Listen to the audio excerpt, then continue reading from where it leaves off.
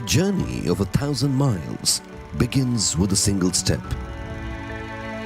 In 1968, one such resolute step was taken, a step that would go on to shape a new era of industries not only in India but across the globe.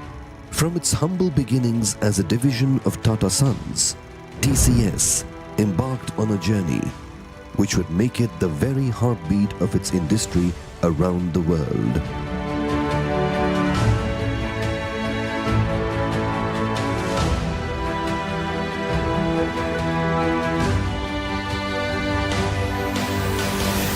But the journey has been far from solitary.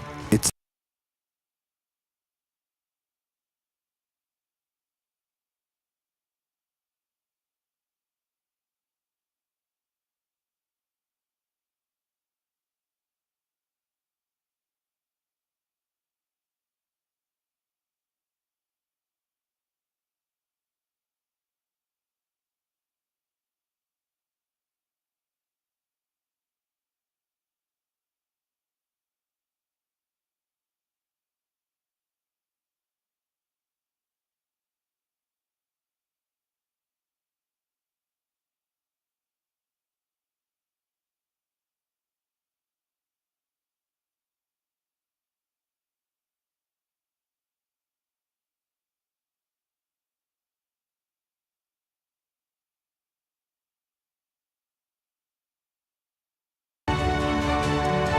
over these years, the path has been tread upon by remarkable leaders.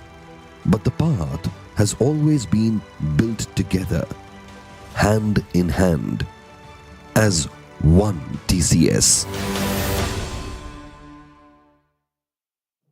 Who's behind the airlines that connect new business partners and reunite generations of families? The wireless carriers and manufacturers that keep North America intertwined and entertained. And the city water utilities that turn on every refreshing splash, shower, and sip. Who's behind the retailers that sell products that fix millions of kitchen sinks, scraped knees, and teenage fashion emergencies? The banks that offer credit cards points that fuel new experiences. And the car manufacturers that innovate new ways for you to feel the wind in your hair. Who's behind the pharmaceutical trailblazers, developing new medical innovations? The shipping companies that deliver packages from Tucson to Toronto on time for the holiday season. And even the marathon makers who give millions a path to achieve their dreams. Who's behind them all? Tata Consultancy Services, helping businesses harness technology to make every day better.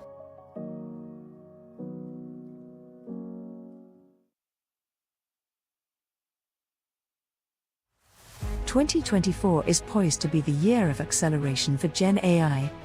AI will create 12 million more net jobs by 2025, according to the Future of Jobs report by the World Economic Forum. TCS has embraced this technology revolution to drive business. Through partnerships with hyperscalers and investments in talent development, TCS is well on its way to becoming an AI-first enterprise. Today, building AI, Gen AI solution is an art form. We are essentially trying to figure out how to convert the art form into sort of well-engineered system. Can we think about future that is AI first? Imagine the future of contact center is actually no contact center. The contact center is actually intelligent enough to know that Harik is likely to call. So proactive, personalized, context-aware outbound communication will actually substitute inbound communication. And to do that, you need Gen AI. Our entire philosophy is, can we use AI, Gen AI to actually augment people to make better decisions that in fact control the quality of output that are actually generated. The role of people will start shifting from doers of work to decision makers, trainers of machines. Action will be highly augmented by machines. Decisions and creativity continue to stay with humans. And that is where we feel the future is going to be. The most interesting programming language for the future is English. So your ability to use this technology using intelligent interrogation, which is what is called as prompt engineering, is going to become an important skill. So in a sense, this is sort of akin to what if you today wanted to do search on Google, there are people who are brilliant at searching to find the answer that you're looking for very quickly. The art form today is all about data science, understanding data, understanding how to use data, understanding which data you should use, which data you shouldn't use. So from a technical perspective, those skills are going to be very important. Hallucination is a feature, not a bug. If you ask the same question 2 times, you'll get a slightly different answer, which is much like humans. This notion of non-determinism is a key feature. The moment you remove that, it becomes robotic, and in which case it will no longer remain as interesting as it is today. Gen AI is a game changer. On the enterprise side, the future is going to be interesting.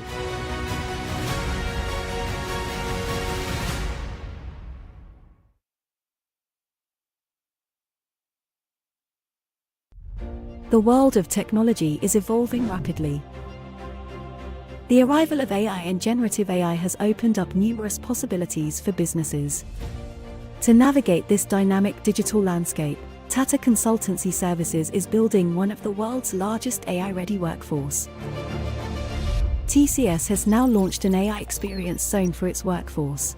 We want all of our associates to actually be AI ready. We want them to actually participate in this journey of defining the future of every industry, future of every knowledge work. The AI Experience Zone fosters experimentation and collaboration with Gen AI tools. The AI Experience Zone offers distinct immersive environments for each employee, access to cutting-edge Gen AI-powered applications and tutorials covering essential Gen AI concepts. It encourages creation of innovative use cases and upholds necessary guardrails and responsible AI principles. The vision really is about creating an atmosphere where people seek to experience AI as opposed to train for it. We find such experiential learning goes a long way. Gen AI has captured the imagination of the world at large. TCS is empowering its workforce with skills to harness the potential of AI and Gen AI to successfully deliver value for clients. Customers are looking to us to say in which aspects of their enterprise value chain can they consume generative AI. And we, as a consequence, are looking at the technology space, that is how they engineer software, how they can become AI-first organizations, how they can consume both AI and the cloud to create bigger and better business outcomes. So getting the workforce to first of all understand the deep parts of the technology as well as how to effectively utilize that technology to actually redefine their own work is going to be crucial for defining the future of not only our industry but every industry. It's all about understanding AI and Gen AI and finding ways to apply all of these techniques to real-world problems. Tata Consultancy Services, committed to becoming an AI-first organization.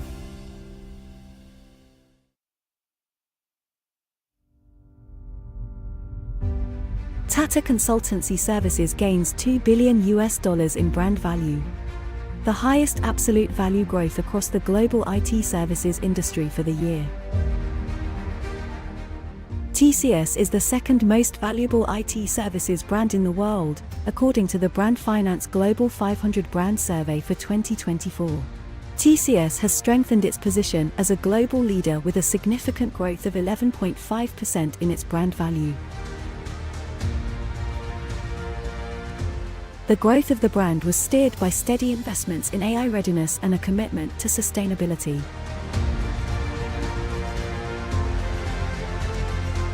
TCS has made significant investments over the past decades to expand the global footprint of its brand. TCS is doing extremely well.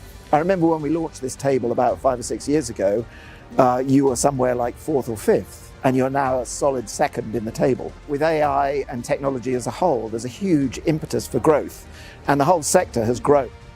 The thing which really stands out about TCS is the Tata heritage.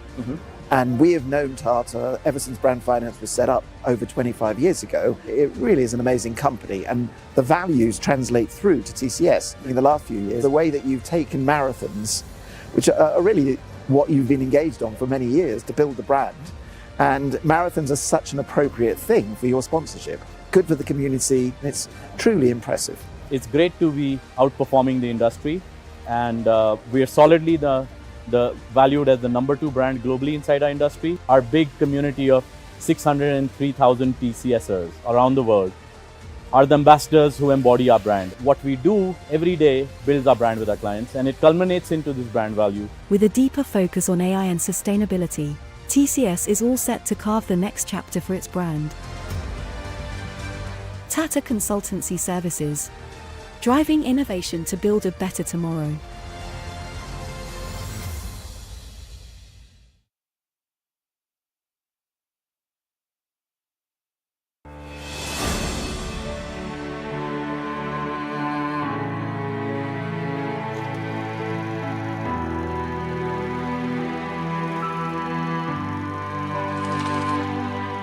The journey of 1,000 miles begins with a single step. In 1968, one such resolute step was taken, a step that would go on to shape a new era of industries not only in India but across the globe. From its humble beginnings as a division of Tata Sons, TCS embarked on a journey which would make it the very heartbeat of its industry around the world.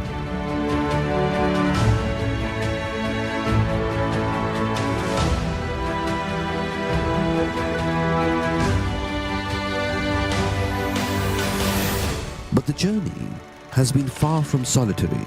It's an expedition shaped by a coming together of great minds. A journey fortified by you and those who came before you. A journey made without compromising on our values. An unbreakable commitment to our clients. And a passion for continuous global expansion.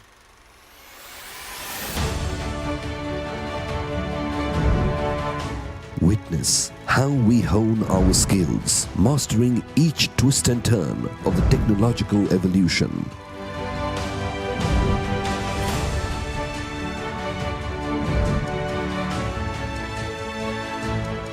And we have done it all by caring for our people and our planet.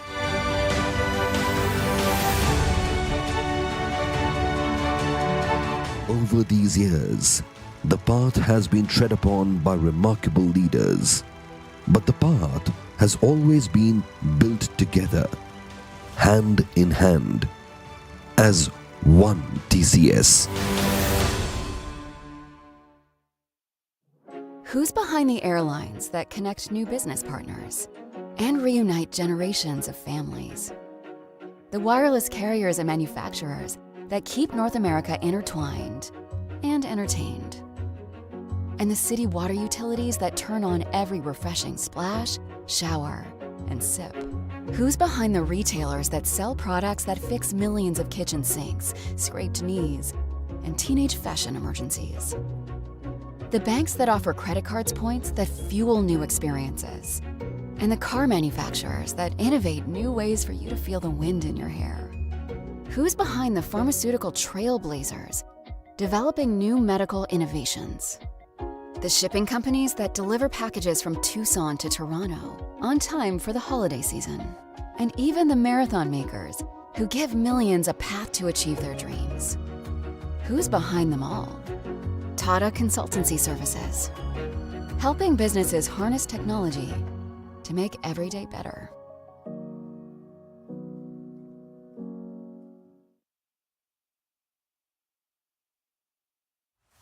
"2024 is poised to be the year of acceleration for Gen AI. AI will create 12 million more net jobs by 2025, according to the Future of Jobs report by the World Economic Forum. TCS has embraced this technology revolution to drive business. Through partnerships with hyperscalers and investments in talent development, TCS is well on its way to becoming an AI-first enterprise.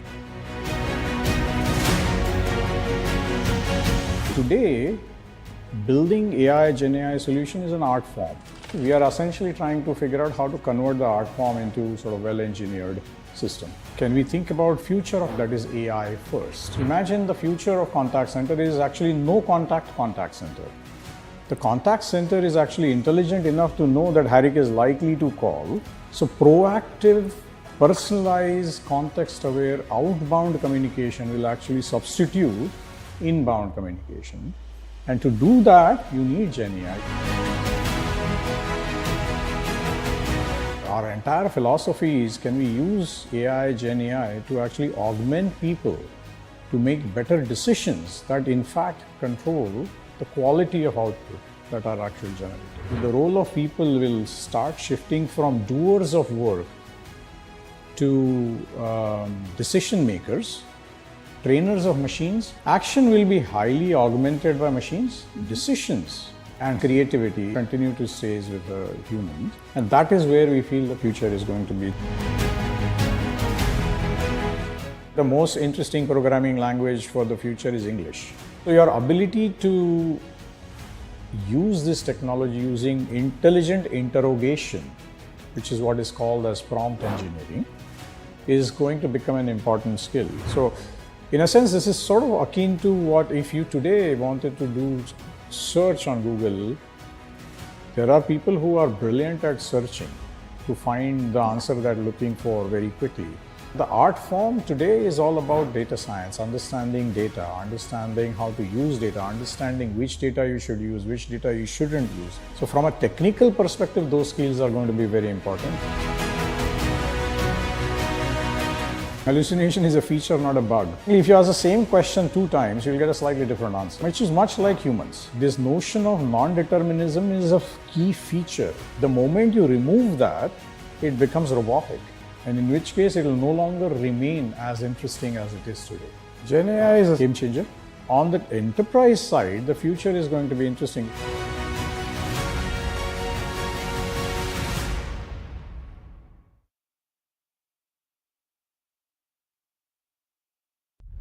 The world of technology is evolving rapidly. The arrival of AI and generative AI has opened up numerous possibilities for businesses. To navigate this dynamic digital landscape, Tata Consultancy Services is building one of the world's largest AI-ready workforce. TCS has now launched an AI experience zone for its workforce. We want all of our associates to actually be AI ready. We want them to actually participate in this journey of defining the future of every industry, future of every knowledge work. The AI Experience Zone fosters experimentation and collaboration with Gen AI tools. The AI Experience Zone offers distinct immersive environments for each employee, access to cutting-edge Gen AI-powered applications and tutorials covering essential Gen AI concepts. It encourages creation of innovative use cases and upholds necessary guardrails and responsible AI principles. The vision really is about creating an atmosphere where people seek to experience AI as opposed to train for it. We find such experiential learning goes a long way. Gen AI has captured the imagination of the world at large. TCS is empowering its workforce with skills to harness the potential of AI and Gen AI to successfully deliver value for clients. Customers are looking to us to say in which aspects of their enterprise value chain can they consume generative AI. And we, as a consequence, are looking at the technology space, that is how they engineer software, how they can become AI-first organizations, how they can consume both AI and the cloud to create bigger and better business outcomes. So getting the workforce to first of all understand the deep parts of the technology as well as how to effectively utilize that technology to actually redefine their own work is going to be crucial for defining the future of not only our industry but every industry. It's all about understanding AI and Gen AI and finding ways to apply all of these techniques to real-world problems. Tata Consultancy Services, committed to becoming an AI-first organization.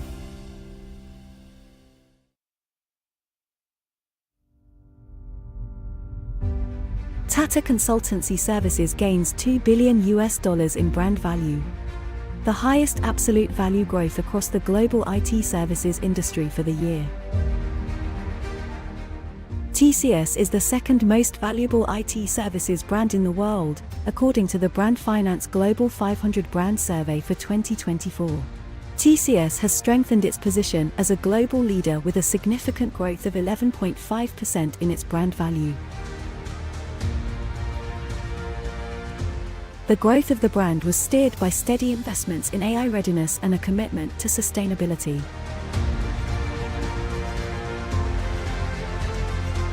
TCS has made significant investments over the past decades to expand the global footprint of its brand.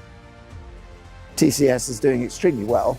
I remember when we launched this table about 5 or 6 years ago, you were somewhere like fourth or fifth, and you're now a solid second in the table. With AI and technology as a whole, there's a huge impetus for growth, and the whole sector has grown. The thing which really stands out about TCS is the Tata heritage. And we have known Tata ever since Brand Finance was set up over 25 years ago. It really is an amazing company, and the values translate through to TCS. In the last few years, the way that you've taken marathons, which are really what you've been engaged on for many years to build the brand, and marathons are such an appropriate thing for your sponsorship. Good for the community, and it's truly impressive. It's great to be outperforming the industry, and we are solidly the valued as the number 2 brand globally inside our industry. Our big community of 603,000 TCSers around the world are the ambassadors who embody our brand. What we do every day builds our brand with our clients, and it culminates into this brand value. With a deeper focus on AI and sustainability, TCS is all set to carve the next chapter for its brand. Tata Consultancy Services, driving innovation to build a better tomorrow.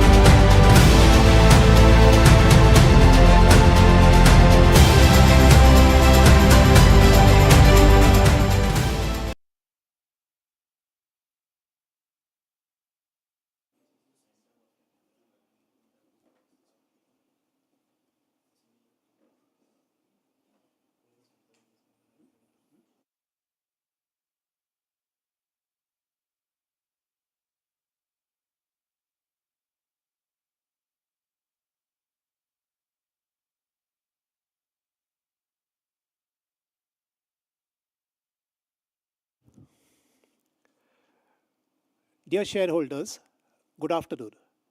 I welcome you to the 29th Annual General Meeting of Tata Consultancy Services Limited and would like to take you through certain key points regarding the participation and e-voting procedure at this meeting. The facility for joining the AGM through video conference, other audiovisual means is made available for the shareholders. All shareholders who have joined this meeting are by default placed on mute to avoid disturbance arising from any background noise and to ensure smooth and seamless conduct of the meeting. Once the question and answer session starts, the names of the shareholders who have registered as speaker shareholders will be announced one by one. Speaker shareholders will be connected in the audio-video mute mode. Once your name is announced, you will be sent a request to unmute your microphone. Kindly unmute your microphone, switch your camera on and speak. If you are not able to switch to video mode for any reason, please use the audio mode only. To ensure greater clarity and to minimize background noise, we recommend that you use headphones or earphones with a microphone. For a better video experience, please ensure lighting at your venue. Kindly ensure your Wi-Fi is not connected to any other devices and no other applications are running on the device. If it is observed there is a connectivity problem at the speaker shareholder's end, we would ask the next speaker to join. If connectivity improves, we will call those shareholders who had connectivity issues earlier to join again once the other shareholders who have registered complete their turn. Request you to kindly restrict your queries or comments to 3 minutes to allow maximum participation of the shareholders. During the AGM, if any shareholder other than speaker shareholder faces any technical issues, please contact the helpline number mentioned in the notice of the AGM under point number 19B3 on page 44 or refer to the FAQs available on the NSDL website. If at any time during the AGM you lose connectivity, do check your internet connection and log in once again using the same process. The Companies Act 2013 and SEBI regulations provide for electronic voting. Accordingly, the company has provided its shareholder the facility to cast their vote through remote electronic voting system administered by NSDL. Facility for voting at the meeting is also provided for shareholders present here and who have not voted yet. Members, while watching the proceedings of the meeting, may cast their vote on NSDL e-voting website by using the login methods detailed in note number 19A of the AGM notice at page 40.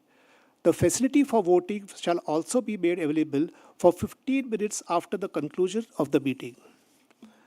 Mr. P.N. Parekh, Practicing Company Secretary, has been appointed as scrutinizer to scrutinize the e-voting process in a fair and transparent manner.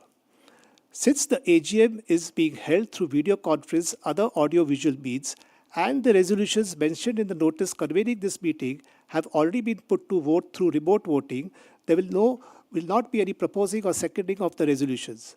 Thank you. I request now the Chairman to please take over the proceedings of the meeting.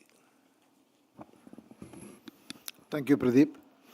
Good afternoon, shareholders. It's my pleasure to welcome you all to the 29th Annual General Meeting of the company. As the requisite quorum is present, I now call the meeting to order. I want to thank all members who are joining this meeting today. This Annual General Meeting is being held through video conference in accordance with the circulars issued by the Ministry of Corporate Affairs. A live streaming of this meeting is also being webcast on NSDL's website. The registers, as required under the Companies Act 2013, are open for inspection. The company has received letters along with board resolutions from 9 corporate shareholders appointing and authorizing representatives under Section 113 of the Companies Act 2013. These represent 260 crore 14 lakh 99,443 equity shares, which is 71.90% of the paid-up equity capital of the company. Since there is no physical attendance of members, the requirement of appointing proxies is not applicable.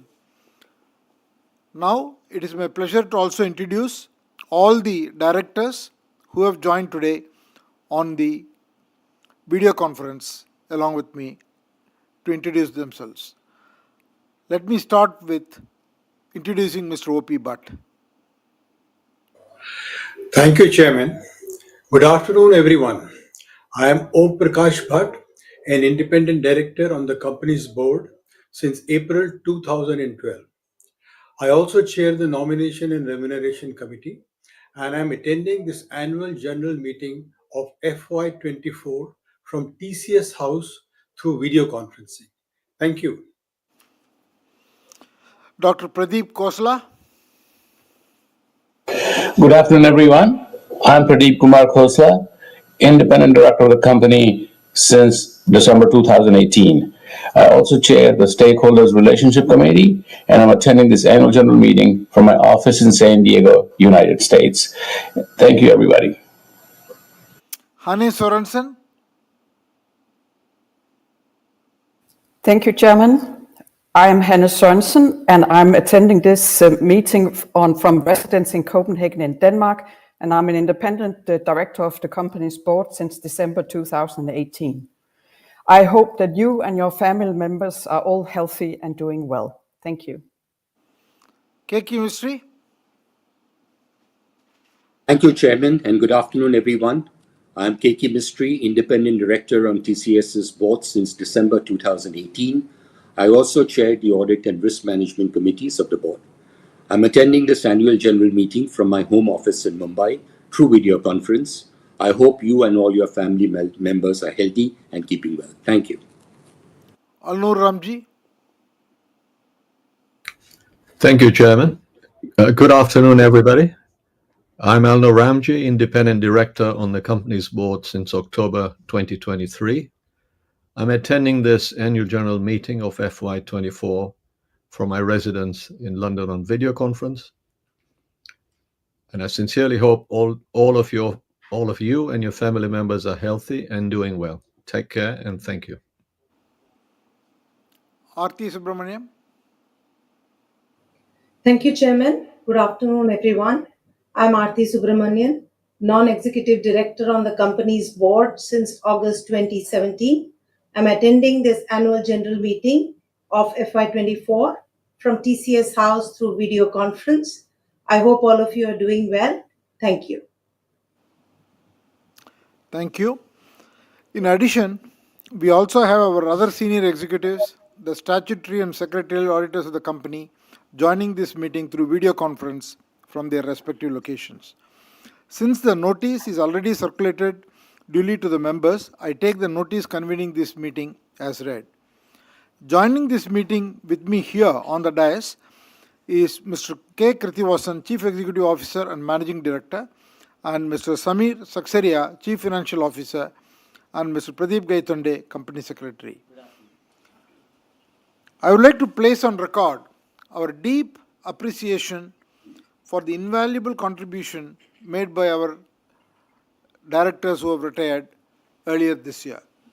Mr. Don Callahan retired as an independent director, and he has made invaluable contribution.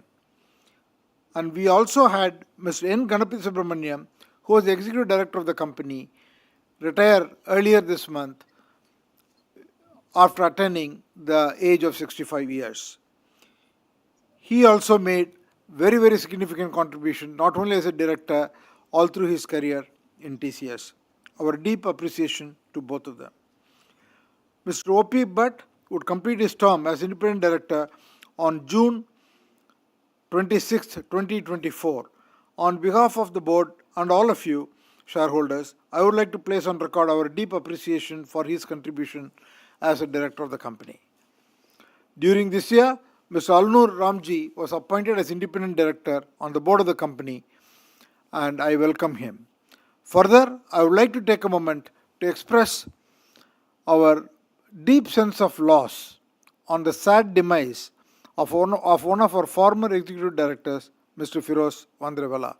He was a key member of our leadership team and made many significant contributions during his tenure in the company.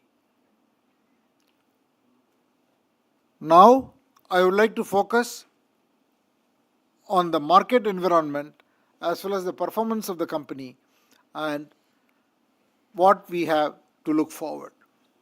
As you all know, since the pandemic, the world has been pretty eventful. Once we recovered from the pandemic, we saw supply chain shocks. Then we saw economic slowdown, then rising inflation, then military actions resulting in wars, unstable geopolitical environment and tensions, if I may call it that. And the economic activity since then has more or less stabilized. The central banks around the world have taken concerted action to bring down the inflation, and the growth forecast for the next couple of years looks to be around 3.2%. And India, in this environment, has been doing very well and is poised to do very well. The world is also at the same time adapting to some very key megatrends. I have pointed out these megatrends earlier in my communication to you, but nevertheless I will mention these trends and how they are likely to play out. Artificial intelligence, new energy, supply chain resilience, importance of secure networks, and talent. These transformations bring both opportunities and challenges for all industries, especially to our industry, compelling us to innovate and stay ahead of the curve. First, on artificial intelligence. Gen AI will have a very significant impact on nearly every sector and every country in the coming years. All industries will witness higher productivity. Enterprises have already invested in cloud, data infrastructure, and processing power, and these will aid both artificial intelligence, particularly generative AI. Gen AI will not only improve productivity but will also create impact in many sectors in a way that we have not imagined before. The deployment of AI and Gen AI will significantly influence the financial institutions in both driving efficiency as well as target new customers and serve customers in a very personalized manner. For example, insurance claims will be processed in a matter of minutes. Lending and disbursements will become very, very fast. If you come to drug discovery, AI is accelerating drug development by screening millions of compounds, predicting interactions, and generating new candidates for testing. Connected medical devices, together with AI, will transform healthcare in a significant way. It will enhance productivity, enable remote care, and help overcome shortage of skilled resources. And it will also enable every worker, healthcare worker, to perform at a higher level of skill because of the ability that the Gen AI can bring to bear. In advanced manufacturing, an AI-first approach will drive new benchmarks of productivity, efficiency, and sustainability. Telecom industry globally is upgrading communications infrastructure to 5G and beyond. These high-speed, low-latency networks, along with edge computing and AI, will become the backbone of the future of business. For instance, even in the Tata Group, today, across our companies, we are already involved in doing more than 100 Gen AI projects. And all these projects are demonstrating very tangible business impact in terms of greater customer experience, productivity, and efficiency. In e-commerce, Gen AI is being used to generate product catalogs, deliver conversational shopping experience, and provide personalized offers. In manufacturing, Gen AI is enabling shop floor workers to troubleshoot complex equipment by asking questions in their native languages, thereby making the availability of the infrastructure very high and improving productivity. Companies are utilizing Gen AI to analyze large documents such as tender documents to significantly reduce sales cycle. AI, needless to say, will empower every employee to perform at a higher level of productivity.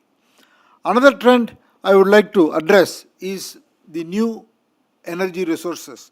The global energy transition is accelerating, and businesses are making clear commitments towards sustainable future. The energy requirement of our fast-changing world is enormous. The current energy demand estimates do not fully take into account the additional energy that will be required to power the development of Gen AI and the associated data center infrastructure. The processing of large amounts of data consumes a lot of energy. The key, therefore, is to lower the cost of renewable energy while making the shift towards renewables as a source. The third trend I would like to talk about is the supply chain, whereby the geopolitical challenges continue to alter established supply chains, and globally companies are rebalancing their supply chains to address both resilience and efficiency. New global supply chain ecosystems are being created, with India playing an important role in advanced manufacturing. Fourth, in today's world, secure networks have become a key necessity as data is the foundation for businesses and society. These networks power everything from predictive analytics and AI to personalized customer experiences. As value of data increases, along with concerns of privacy and protection, it has rightly become a focal point of security for all businesses. Now, coming to your company is making significant investments and building capabilities to partner with customers during this important phase of technological shifts that I described above. In the last fiscal year, FY24, TCS consolidated its AI and cloud expertise with the creation of AI.Cloud unit. In addition, each of the business groups are developing domain-specific AI and Gen AI offerings. The company has upskilled more than 3 lakh employees on Gen AI technologies, and the company's products and services are also being enhanced or redesigned to leverage the Gen AI capabilities. The company has doubled down on its partnerships in the areas such as AI, cloud, quantum computing, and cybersecurity. These early investments position your company as a trusted partner to bring the right set of thought leadership and execution skills in customers' technology adoption in this journey. In terms of intellectual property, TCS is focusing on creating a number of intellectual properties and platforms to leverage AI and Gen AI-led IP platforms. TCS's Mastercraft product suite has been enhanced with Gen AI capabilities. TCS has also created a platform for generating front-end applications based on business requirements in natural languages. To help customers in their adoption of Gen AI, TCS has built a platform that helps enterprises select most cost-effective LLM in their context. For partnering with customers on their energy transition journey, TCS is investing in research on green hydrogen, biofuels, and is also developing digital platforms to help customers reduce their scope 1, 2, and 3 emissions. It has developed a proprietary ESG framework to build transparency into operations and simplify compliance reporting. In addition, the global customers are working with TCS to use the TCS IP to enable this transition to a sustainable future. In terms of the mobile telephony infrastructure, TCS is making its efforts to engineer 5G and 6G communication stacks using open standards, and the telecom industry globally is upgrading, towards this modern infrastructure. 2 state-of-the-art labs for future-ready communication infrastructure interoperability has been set up by TCS, one in Bangalore, the other one is in Gurugram. Investments are being made to make a significant play in multiple niche technologies such as 5G SA core, ORAN, and other related technologies. The above trends are leading to evolution of future of work and are compelling new skill sets to be built for the future. Our approach to talent has always been very strategic, where we recognize our employees as key stakeholders in our growth. With a workforce of more than 6 lakh employees, our workforce continues to be very diverse, with over 152 nationalities represented and women representing close to 36% of the employee base. And TCSers logged more than 50 million hours of learning hours, acquiring over 5 million competencies. The culture of lifelong learning and innovation, by closely linking learning with careers and rewards, it has helped TCS to be placed as a global top employer for the 9th consecutive year in around 32 countries, placing us as only one in 16 organizations worldwide to achieve this status across industries.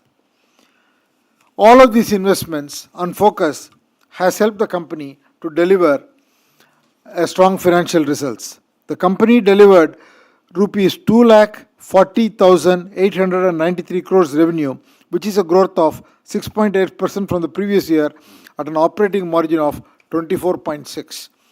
The company's net margin was at 19.3%. Earnings per share was rupees 127.74 per share, reflecting a growth of 10.9% over the previous year. Consistent with our practice of returning substantial free cash flow to shareholders and based on the company's performance, the directors have recommended a final dividend of rupees 28 per share, bringing the total dividend for the year to 73 rupees per share. Additionally, the company completed its fifth successful share buyback to the tune of rupees 17,000 crores at rupees 4,150 per share, extinguishing 4 crore 9 lakh 63,855 equity shares, representing 1.1% of the total issued and paid up equity share capital. This translates to a total of rupees 47,445 crore in dividend and buyback, which is our largest payout to date. Your company has been recognized and has received several awards globally. I'm happy to say that the company was featured in Fortune magazine as one of the world's most admired companies based on a survey of more than 3,700 business executives, board of directors, and financial analysts. Further, for the 11th consecutive year, your company has ranked number one IT service provider in customer satisfaction in Europe and UK by Whitelane Research based on research of over 800 IT companies in UK alone. Ranked first in Spain for the customer satisfaction in service delivery. On the CSR front, we remain committed to our mission of empowering communities worldwide. Over the past year, we have made significant progress, empowering over 7 million beneficiaries through our CSR programs, particularly on education, livelihood, employment, and entrepreneurship. Our youth employment, student education, adult literacy, and rural entrepreneurship programs are some of the high-impact programs. This reflects our ongoing dedication to making a meaningful difference in society. Our employee volunteer program, HOPE, contributed over 6.7 million hours dedicated to purpose projects across various dimensions, particularly aligned with the 17 UN Sustainable Development Goals. Our commitment to sustainability is pretty much in line with the Tata Group's overarching program, Project Alingana. This involves integrating sustainability into our business and focusing on three interconnected pillars: promoting decarbonization across our company and value chains, adopting a systematic circular economy approach to reduce resource usage and waste, and safeguarding and regenerating the environment, biodiversity. We have set a target to reduce our absolute Scope 1 and Scope 2 emissions by 70% by 2025 and become net zero by 2030. We are well ahead of our targets and have achieved a reduction of 80% in Scope 1 and Scope 2 emissions during the financial year FY24 over a baseline of 2016. Looking forward, we see greater opportunities ahead, not only for our business and shareholders, but also for our country and communities. Our integrated business model will continue to help us benefit from each new wave of technological change and be a force multiplier for growth as well as for doing good. And we can set new standards in technology, sustainability, and skill development. Your company continues to invest in its people for the long term, supporting them to build meaningful careers they aspire to, supporting the development of its people, providing them with opportunities and tools for them to continuously develop and reinvent their skills and careers so they remain at the cutting edge of innovation. Now I take this opportunity to thank all of you shareholders for your valued support and faith in the company. I look forward to taking the questions from you and share my thoughts later. And before that, I will request the company's CEO, Mr. Krithivasan, to make his presentation. Thank you, Chairman. Good afternoon, shareholders. Thank you for joining us today at the TCS 29th AGM. It is my pleasure to be speaking to all of you to provide an overview of our company's performance in FY 2024. As you are aware, we don't provide specific revenue or earnings guidance, so anything said in this meeting which reflects our outlook for the future or which could be construed as a forward-looking statement must be reviewed in conjunction with the risks that the company faces.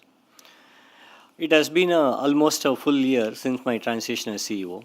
I'm happy to report that it has been a very stable and seamless experience for all our stakeholders. During this period, we continued our focus on industry and technology expertise, emphasized and refreshed the core values that define who we are as a company, and doubled down on customer centricity and employee empathy.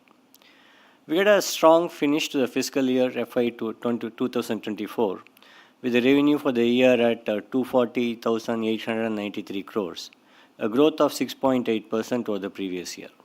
In constant currency terms, this is about 3.4%. Demand for our services showed remarkable resilience, even as macroeconomic uncertainties and geopolitical volatilities worsened in major markets through the year. The growth came with an industry-leading operating margin of 24.6%, which is an improvement of 50 basis points over last year. Our net margin was at 19.3%. In Q4 of FY24, our operating margin touched 26%, proving our commitment to the band of 26 to 28%. Also, this has been our best quarterly margin performance over the last 3 years. We are seeing solid deal momentum across markets, resulting in strong double-digit growth in our total contract value of $42.7 billion. This reflects our deepening partnership with our clients and gives us optimism for the medium to long-term growth. In keeping with our capital allocation policy of returning substantial free cash flow to shareholders, the board has recommended a final dividend of 28 rupees per share, bringing the total dividend for the year to 73 rupees per share. The company also successfully completed its fifth buyback program, disbursing 17,000 crore to shareholders. For the full year, the company's shareholder payout was 47,445 crores, which was our largest payout to date. Our average shareholder payout has been more than 100% during the last 5 years. Our workforce strength at the end of the year was at 600,546 employees. Our last 12-month attrition in IT services was at 12.5%, down by 760 basis points for the previous year. Our workforce continued to be very diverse, with over 152 nationalities represented and women making up 35.6% of the employee base. We continue to make good progress in our net zero journey. TCS had set a target to reduce its absolute Scope 1 and Scope 2 emission by 70% by 2025 and become net zero by 2030. We are well ahead of our initial Scope 1 and Scope 2 targets and have achieved a reduction of 80% in Scope 1 and Scope 2 emissions in FY 2024 over the baseline of 2016. We are doing this by increasing use of renewable sources of energy by 19 times for the last 8 years and improving energy efficiency. Lastly, we continue to work for the betterment of the communities we serve across the world. Our contributions and volunteering efforts of TCS have resulted in beneficial outcome for 7.1 million individuals across the world. We are very proud of the value we have created for all our shareholders in the last 20 years since the IPO. In these 20 years, we have announced 1:1 bonus issue 3 times, completed 5 buybacks, and returned ₹4,186 rupees per share as dividend to our shareholders. This, along with an absolute share price return of more than 36 times, is a significant outperformance for the IT index during the same period. Continuing on the theme of longer-term value creation, we have been having an extremely shareholder-friendly capital allocation policy. Over the last 20 years, we have distributed 78% of our funds generated to our shareholders, invested 11%, used 10% for capex and 1% for inorganic growth. Particularly in the last 5 years, our company has paid out more than 190 lakh crores as shareholder payout, and our average payout has been more than 100%.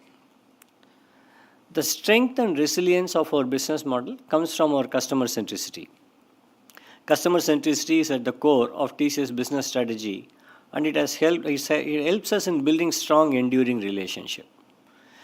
We have been proactively investing in newer capabilities, offering new services and solutions in the context of our customers' business.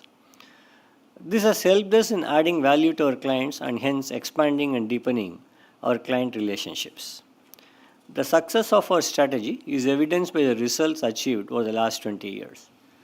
The number of clients contributing over $100 million annual revenue went up from 24 to 62 over the last 10 years.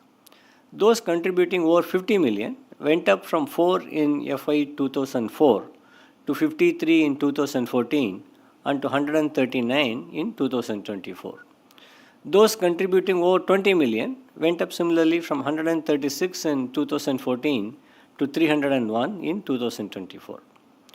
The average revenue per client contributing more than 1 million has also moved up from 20.6 million in year 2020 to 22.5 million in financial year 2024. We have been rated consistently number 1 in customer satisfaction surveys over the last 11 years by independent surveys. This is one of the largest such surveys done in Europe, and we are very proud of what we have done with our customers over these years. Now let's look at some of the demand drivers in financial year 2024. Our order book in FY24 had a good mix of all kinds of deal wins. We have listed the vertical specific demand drivers in the management discussion and analysis section of our annual report, which is very comprehensive. Today, every business sees technology as a key enabler of its business strategy. Hence, businesses continue to embark on technology transformation initiatives to achieve customer and employee experience transformation, product and business model innovation, sustainability, new business model enablement, etc. At the same time, businesses are seeking to fund these initiatives by driving optimization in business and technology operations through vendor consolidation, managed services models, application rationalization, etc. We are helping our customers achieve these twin objectives through programs that leverage cloud enablement, application and data estate modernization, cloud migration and transformation, SaaS adoption, digital workplace, 5G, edge and AI adoption, etc. By remaining relevant to our clients' evolving business needs, we will continue to be clients' trusted transformation partner. With our contextual knowledge and domain expertise and our engineering DNA and intellectual capital, we have been the preferred partner for many customers in their strategic transformation initiatives. This year, we signed several deals that are industry-defining in nature. One of the landmark engagements for us is with the deal we signed with BSNL. For BSNL, we are building an indigenous 4G, 5G network, a true nation-building project, supporting Atmanirbhar Bharat. Another example we are very proud of is what we did for SIX. SECOM, the electronic post-trading system used by SIX, was one of the world's first real-time gross settlement systems that was built by TCS in 1989. Enabling straight-through processing, it was amongst the most sophisticated systems of its time. Over the years, TCS continued to manage the system for SIX. Last year, SIX partnered with TCS to modernize the SECOM. TCS was able to fast-track this development with an ingenious automation solution which migrated over 500 billion records in record time, saving 10 to 12 months' time from the overall process. All of this truly path-breaking work was made possible by our workforce strength of over 6 lakh employees. The employee-friendly policies and practices saw our last 12-month attrition drop by 766 basis points in IT services to 12.5%. In terms of talent development, investment in organic talent development has been at the core of how we successfully navigated technology changes and participated fully in the opportunities that opened up because of new technologies. A culture of lifelong learning and innovation by closely linking learning with career and rewards had TCSers logging in 51 million learning hours and acquiring nearly 5 million competencies. Our workforce continued to be very diverse with over 152 nationalities represented and with women making up 35.6% of the employee base. Importantly, our focused leadership development programs are helping expand the number of women in senior management. Over the last 5 years, the number has grown to over 58%. Women now increasingly contribute to our innovator as well as contextual master communities. We launched several initiatives this year to inculcate a strong engineering culture amongst our associates and build deeper skills in market-relevant technologies like cloud, AI, cybersecurity, and more. TCS is collaborating with major hyperscalers and forging new partnerships with other important ecosystem partners to upskill at scale and build AI computing infrastructure to develop AI solutions for our customers. A big driver of employee interest in upskilling and cross-skilling has been the TCS Elevate program, which links learning to career growth. Over 423,000 employees have participated in this program, and 35,000 TCSers have been identified as high talent, qualifying for higher pay.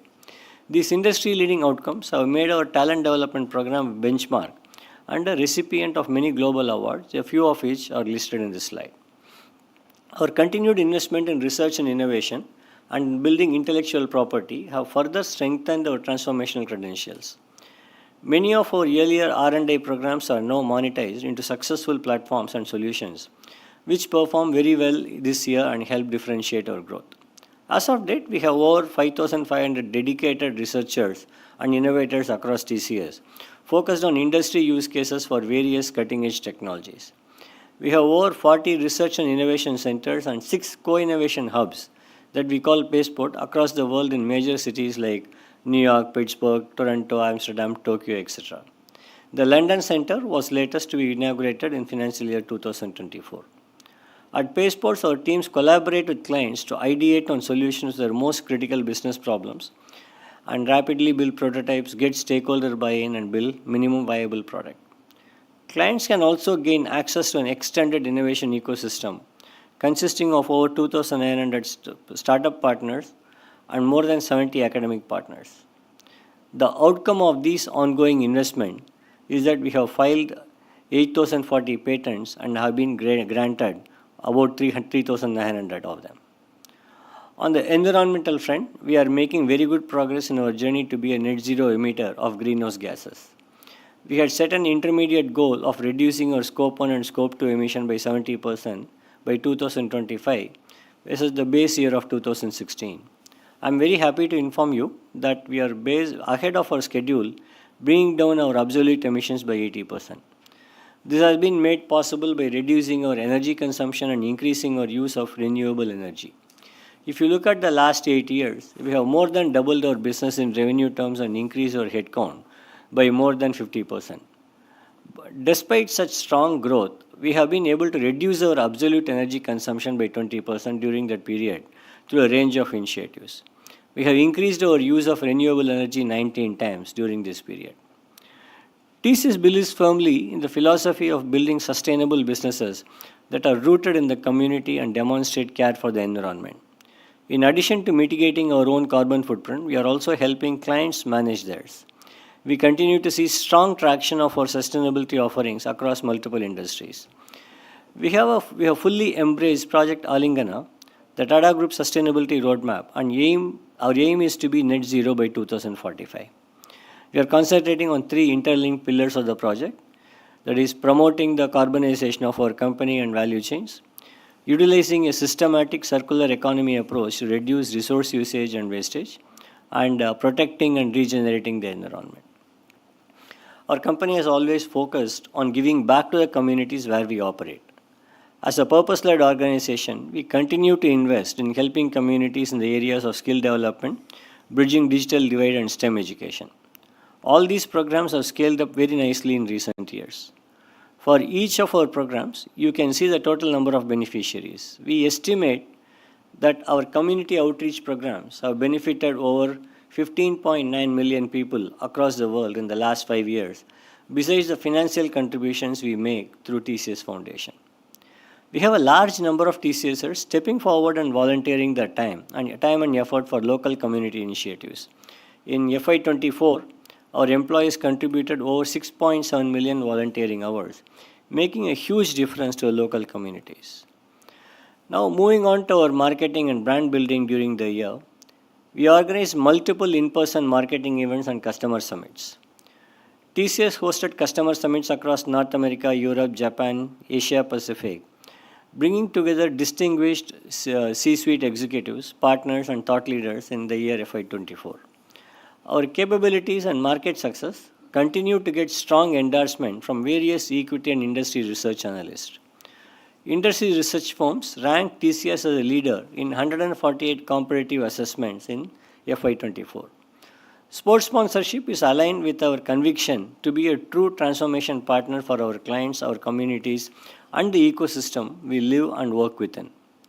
Sports that promote well being, like endurance running and all electric motorsport, are natural partners for us.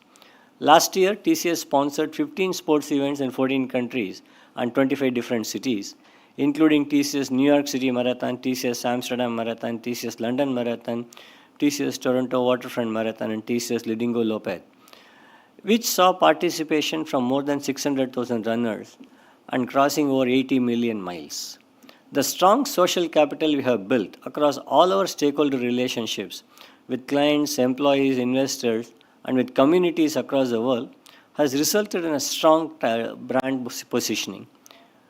TCS was ranked among the top 2 most valuable IT services brand by Brand Finance and among the world's most admired companies by Forbes. With those comments, I would conclude my presentation here and over to you, Chairman. Thank you. Thank you, Krithi. Dear shareholders, now I would like to receive your feedback and observations and questions. I would request you to be brief, 3 minutes or less for each shareholder, so that we can give opportunity to all the shareholders who have expressed their interest to speak today. Let me start with Dr. Arun Kumar Bopanna.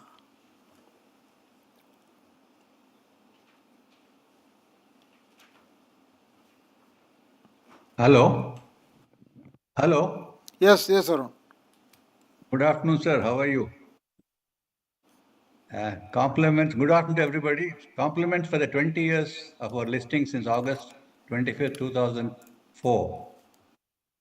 So the last 5 years have been traumatizing. The pandemic has dealt a harsh blow. I lost a lot of good friends. Life has not been the same. It has kept me away from Mumbai and Bombay House too. And I could not meet the MD Krithivasan in person too, which is unusual in a Tata group. I hope to see him when I'm back in Mumbai. My question, sir, the current elections can throw surprises with a tampered voting list. Can or will TCS streamline the voter list? Because TCS did a fabulous job in issuing passports and compliments for the same. How will the digital infrastructure backbone strengthening in Tier 2 and Tier 3 cities? And is TCS aiding to fulfill the growth ambitions in the digital infrastructure? What are the AI adoptions and investments and any challenges foreseen in regulations, compliances, and technologies? And sir, here I would like to mention about our Tata Medical Diagnostic Center at Whitefield, Bangalore. It's such a good service they give me. I've joined for the wellness package, and so much of confidence compared to the doctors who scare us day in and day out. I'm very happy with that. I hope you will start all the more centers around the country in India now. As technology advances, the demand increases for skilled professionals to mitigate cyber threats. What is TCS doing for this? And the digital environment has changed rapidly, but society and law enforcement have not kept pace. So vulnerable we are for cyber crimes and cyber attacks. What are TCS plans and solutions for that? How will TCS navigate the next wave of financial technology with the rise in the use of AI and Gen AI? So Warren Buffett said that technology's potential for harm is there. Scammers can use AI, voice cloning, and deepfake technology to manipulate TCS. What are TCS solutions and comments on this?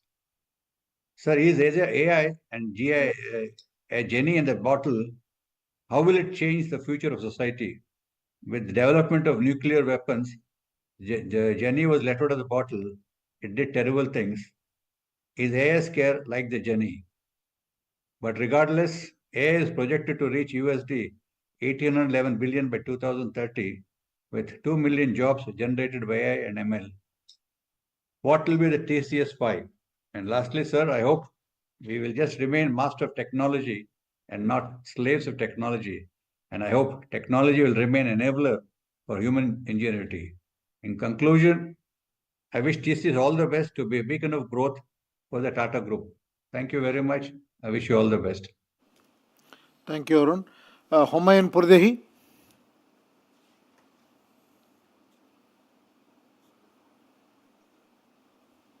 Sir, can you hear? Yeah.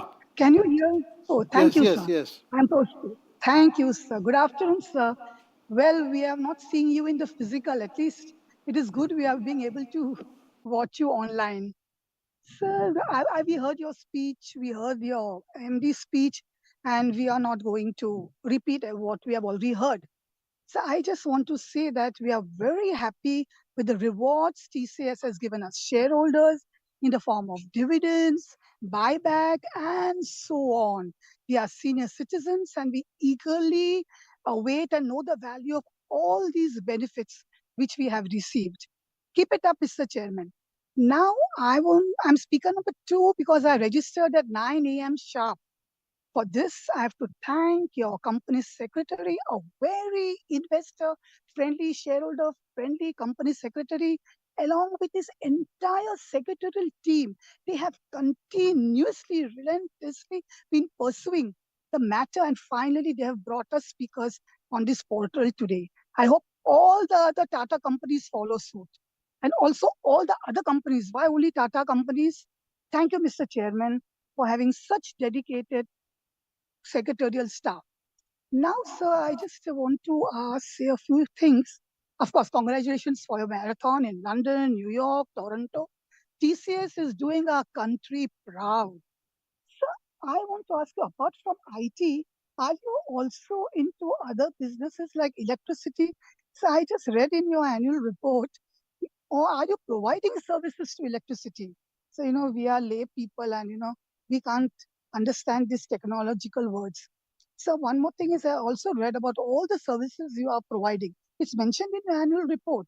So just one this thing request is the page numbers are not legible. They are in black and on white. They are mentioned black background. Please see next time not to use such page numbers. So one more thing I want to say, in the newspapers, we read that have you reduced the recruits this year?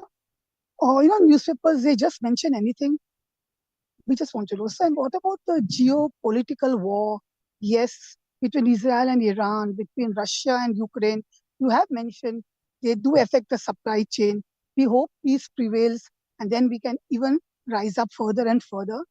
And last, I want to ask you, sir, is regarding artificial intelligence. Sir, will it reduce employment? Will less people be required to be employed? So if you can say that, answer that, because we would be happy to know about it. We wish our company all the best, and you, Mr. Chairman, also all the best for taking so much care of all our companies. And of course, we shake hands with Mr. O.P. Bhatt also. We know him since the days when he was chairman of SBI and all your other management team. Thank you very much and all the best. Thank you. Mr. Sailesh Mahadevia.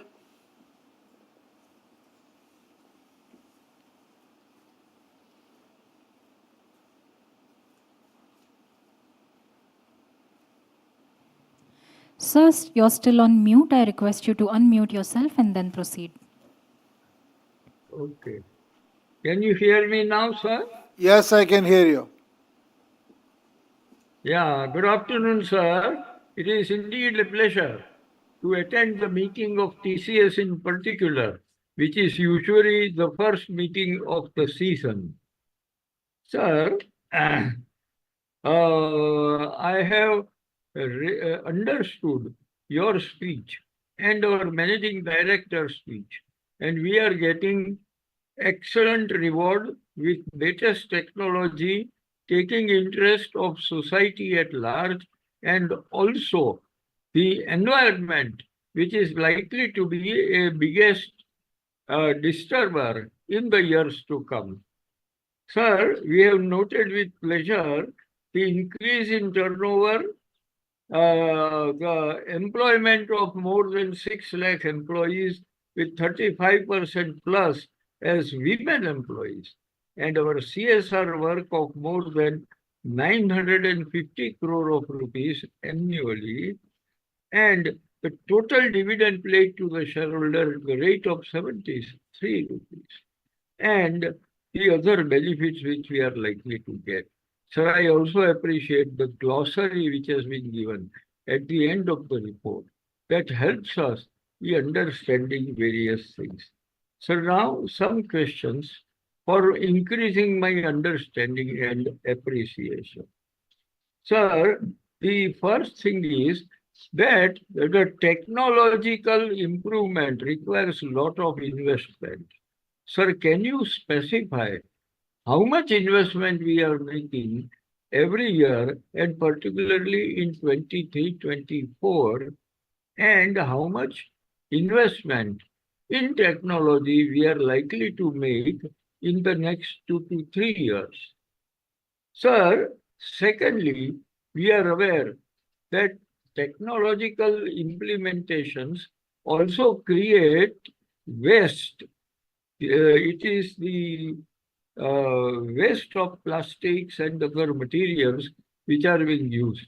Sir, may I know how much is the percentage of such waste which is harmful to the society at large?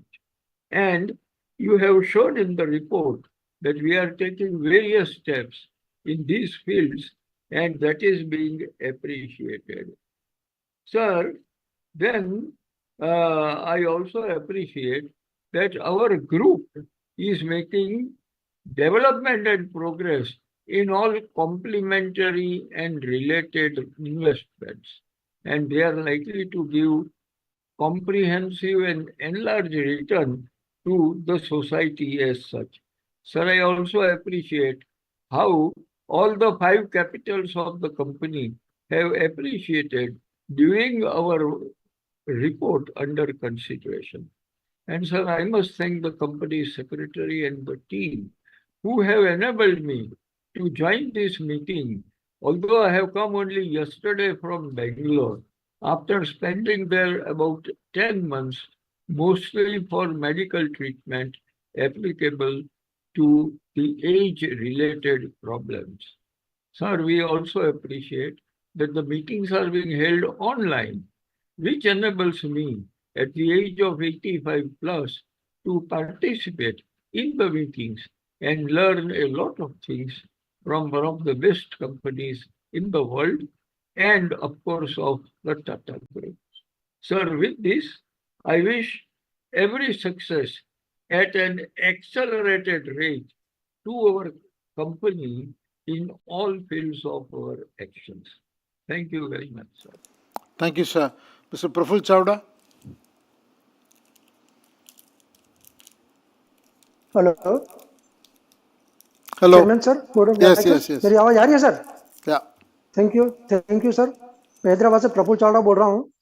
First तो आपने जो buyback किया इसके बहुत बहुत धन्यवाद देता हूँ, और नेक्स्ट फ्यूचर में भी बाईबैक का सिस्टम आप चालू करें, सो कंटिन्यू चालू रखे, ताकि जितनी इक्विटी कम होंगी इतना ही शेयर का रेट बढ़ते जाएगा और हम इन्वेस्टर जो लॉन्ग टर्म इन्वेस्टर इसको बेनिफिट मिलेगा। तो साथ में मैं ये कहूँगा, पेज नंबर 17 पे 5 इयर्स का हाईलाइट दिए सर आपने, तो सर 5 इयर्स का हाइट के बदले आपने 20 इयर्स आईपीओ का हो गया, इसको आपने बहुत इंपोर्टेंट दिया है।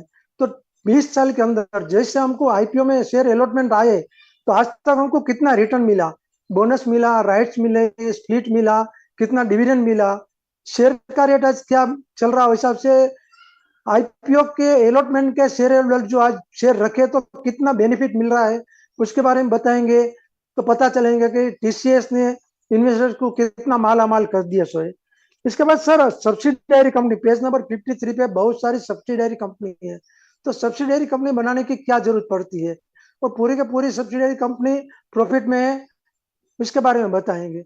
और सब्सिडियरी कंपनी बनाने के बाद कुछ जो काम हो जाता है, जो अपने को प्रोसीजर करना था, हो जाने के बाद ऑटोमेटिक बंद कर देते हैं या क्या करते थे, इसके बारे में बताएंगे सर। सर सेमीकंडक्टर का बिजनेस के बारे में गवर्नमेंट बहुत पैसे देने वाली है, दे रही है और इम्पोर्टेंट दे रही है, तो अपने क्या सेमीकंडक्टर बिजनेस में जाने वाले तो कोई कंपनी को टेक ओवर करने वाले हैं या डायरेक्ट सेमीकंडक्टर बिजनेस में जाएंगे, इसके बारे में बताएंगे। सर कंपनी की खास बात तो मैं ये कहना चाहता हूँ कि आज कंपनी का जो एम्प्लॉयज है 20 साल की लेडीज भी है और 50 साल का लेडीज भी है। पर आजकल इंडिया में सबसे ज्यादा चल रहा है लव जिहाद। तो अपने लेडीज एम्प्लॉयज को बचाने के लिए क्या सिस्टम लगा रहे? ऐसे लोग जो कुछ घुस गए कंपनी में, तो इसको कैसे पकड़ते हैं या इसको कैसे वेरिफिकेशन कर रहे, उसके बारे में बताएंगे। सर, मैंने देखा कि पूरे इंडिया में मैं घूमता हूँ तो बिरला जी के बहुत से धर्मशाला है, तो टाटा के नाम पे कोई धर्मशाला नहीं है। अभी राम जन्मभूमि है, अपने टाटा ग्रुप में कम से कम 5 लाख एम्प्लॉयज होंगे। तो 5 लाख एम्प्लॉयज में बहुत से एम्प्लॉयज नहीं, पर 100% एम्प्लॉयज में मानता हूँ कि राम जन्मभूमि जाने के सोचते हैं या और तीर्थ दान में जाते हैं। तो अपने हर एक बड़े बड़े तीर्थ स्थान है, तिरुपति है, हरिद्वार है, वाराणसी है, ऐसी जगह पे टाटा का कुछ ऐसा रखना चाहिए ताकि वो लोगों को उतरने जाने की सुविधा मिले। CSR में अच्छा काम हो रहा है, अच्छे काम से एक छोटे लोग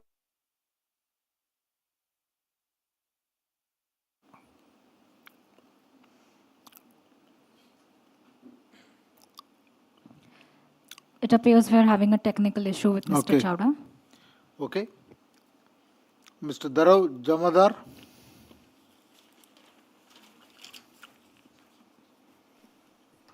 Good afternoon, everyone. Sir, indeed, it is an honor to attend this particular meeting. My name is Dr. Dharav Jamadar and I am from Surat, Gujarat. I would like to congratulate each and every stakeholder of my company on performing tremendously well in this particular fiscal year and wish the best for the current fiscal year. I have a couple of questions which I would request you to address. First, do you pursue a severe cut down of IT spending due to macroeconomic slowdown in the developed nations? If yes, what possible measures are you planning to take to control it? Second, after a lackluster quarter in terms of winning mega deals, supposedly Fed stays hawkish over the year. If the trend continues, what would be its impact on constant currency revenue growth for our company? Third, in the current fiscal year, which sector will be giving you a robust revenue growth and which one would be a laggard on our company?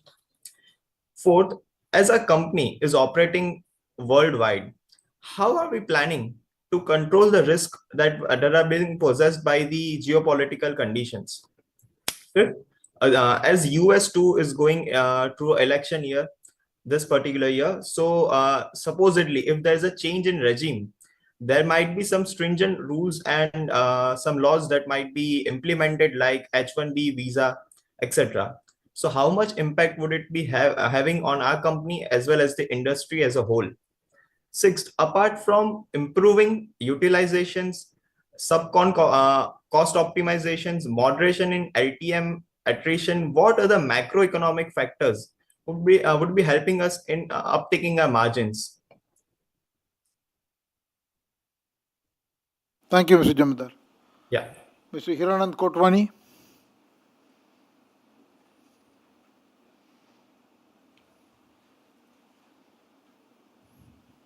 So you're still on mute. Hello, No, I yes, request. yeah. Now it's okay? Yeah. Yeah, it's namaste to all. It is a great pleasure to join you. Firstly, I condole the death of one of our associate has left us. Death is only truth. But certainly our organization has done better. No room to criticize. But one thing in a mind regarding the human resources. I am audible, gentlemen. Hello? On. Please carry on. Yeah, thank you. Mr. Chairman, how you deal with the 6 lakhs people, HR? How you see the leakages? There are 110 sexual harassment cases. There are slight increase from 26 to 110. How you dealt with them? How many pending? It is a globally 110? What about in India? And how you dealt with in Europe and USA laws? How many punished in the court of law? If you can elaborate. But financially, you have done good, better job. Even though our company is IT provider, but globally our percentage is 2.1. Please explain how will we improve in the global competition? How our competitors are there globally? How we are going to improve the global percentage of our percentage of shares to improve? Because India, you are top. In every field, you are top. No problem. Again, the excellence yet to come. How you are going to improve that, particularly the human sexual harassment case, promotion, how promotion policies are there, training program, particularly in India, How you see the India in particular, this is company TCS, how India will benefit in a foreign exchange, in employee level, the most. Because every country has nationality its own prestigious. So how you are going to improve that way? How to in particular innovation, in employee front, in CSR you are doing. How you are doing so many jobs. It's a marathon in a globally. What about in India? How much of CSR we spent in India last year, and how a program of this year? Will you elaborate your future? Okay, you elaborate the whole thing. Thank you and good luck ahead. Mr. Santosh Kumar Saraf.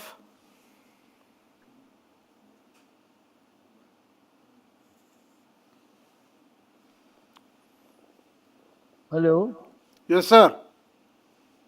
Ram Ram माननीय सभापति जी, उपस्थित निर्देशक मंडल के सदस्यगण, अधिकारीगण और कर्मचारीगण, मैं संतोष कुमार साहब कलकत्ता से आप सभी को राम राम कहता हूं। आशा करता हूं आप सब अच्छे स्वास्थ्य में अच्छे से होंगे सर। मैं आपको और आपकी टीम को मैं धन्यवाद देता हूं, जिन्होंने लास्ट 7 ईयर में 5 बार बायबैक किया और डिविडेंड काफी दिया, और बायबैक के थ्रू आपने जो स्मॉल इन्वेस्टर है उनको काफी पे आउट किया, जिसके कारण उनके जीवन में सुधार हुआ सर। मेरे 2 छोटे प्रश्न हैं। एक प्रश्न था सर, जो एआई टेक्नोलॉजी है और क्लाउड जो टेक्नोलॉजी है, इसके रिवर्स इफेक्ट के लिए प्रोटेक्ट करने के लिए क्या कदम उठाए? जो एआई टेक्नोलॉजी और क्लाउड टेक्नोलॉजी के जो रिवर्स इफेक्ट होते हैं, उसके लिए आपने क्या कदम उठाए हैं? एक सर प्रश्न मेरा हेल्थ के बारे में, वेल बीइंग के बारे में। सर 13,000 एम्प्लॉय को आपने पैटर्निटी बेनिफिट दी है, मैटरनिटी बेनिफिट, ये क्या है? मतलब जरा क्लियर करिएगा सर। 13,000 एम्प्लॉय को यानी 3% एम्प्लॉय को आपने मैटरनिटी बेनिफिट दी है, और 6,200 फीमेल को आपने पैटर्निटी बेनिफिट दी है सर। इसके बारे में क्लियर पाइएगा। एक सर 90,000 एम्प्लॉय को आपने सिर्फ पैटर्निटी बेनिफिट दी, जबकि 4 लाख एम्प्लॉय हैं। इसका रीजन क्या सर? ये जरा क्लियर बताइए, क्या कारण से ये अपने 23% एम्प्लॉय पैटर्निटी बेनिफिट में आ रहे हैं सर। और सर ज्यादा कुछ नहीं कहूंगा, कंपनी अच्छी परफॉर्म कर रही सर, और आपने 2018 में बोनस दिया था, क्या फ्यूचर में कोई बोनस देने का प्लान है क्या, ये बताइएगा सर। और एक बार आप जितने भी डायरेक्टर हैं, जितने भी अधिकारी हैं, जितने भी कर्मचारी हैं, और जितने भी सेक्रेटरी और उनकी टीम है, उनका आभार प्रकट करता हूँ, और हमारे 6 लाख एम्प्लॉय का भी आभार प्रकट करता हूँ, जिनकी कड़ी मेहनत के कारण आज हमारी कंपनी दिनों दिन रात चौगनी उन्नति कर रही सर। धन्यवाद, नमस्कार, Ram Ram sir. Thank you. Mr. Manoj Kumar Gupta.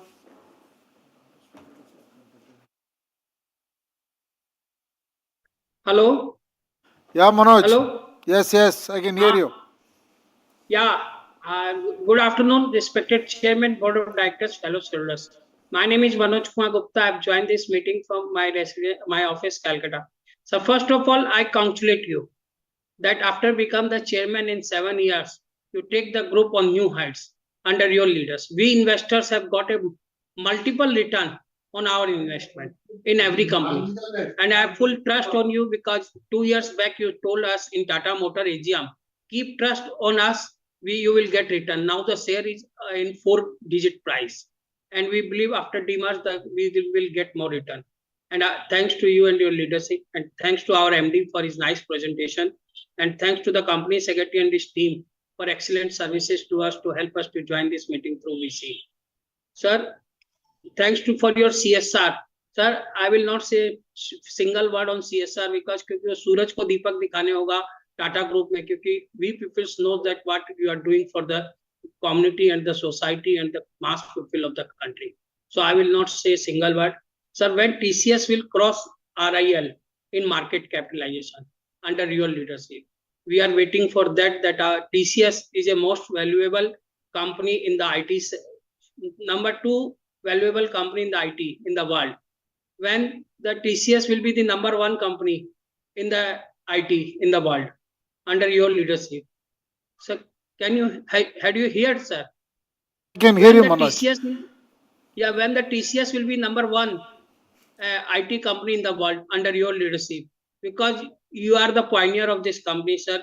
And sir, what's your plan for Bengal? These politicians may come or go, but you should not leave Bengal, sir. Bring more investment in Bengal and see the future of Bengal, sir.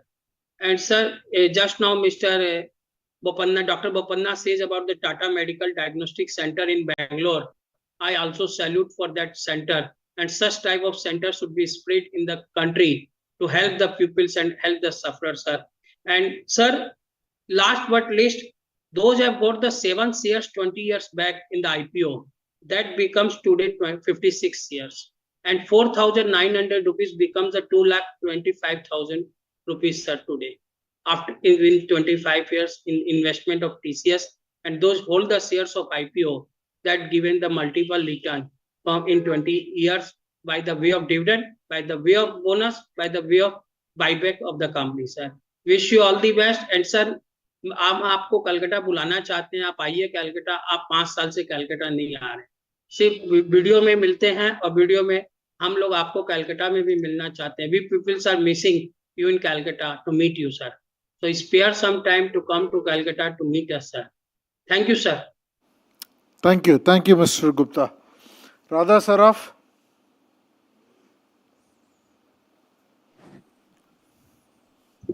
Good afternoon, Chairman, sir, and members of the board.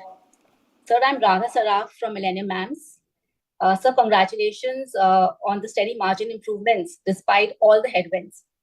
Sir, as Millennium Mams, we have always had the opportunity to meet the Tata Sons chairpersons at Bombay House, and that is our tradition as for the last 20 years.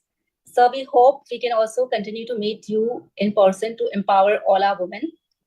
So my question is that how does TCS manage the costs associated with human resources, particularly in the areas of talent acquisition, retention, and training? Thank you, sir. Thank you. This is Sarath Kumar Shah.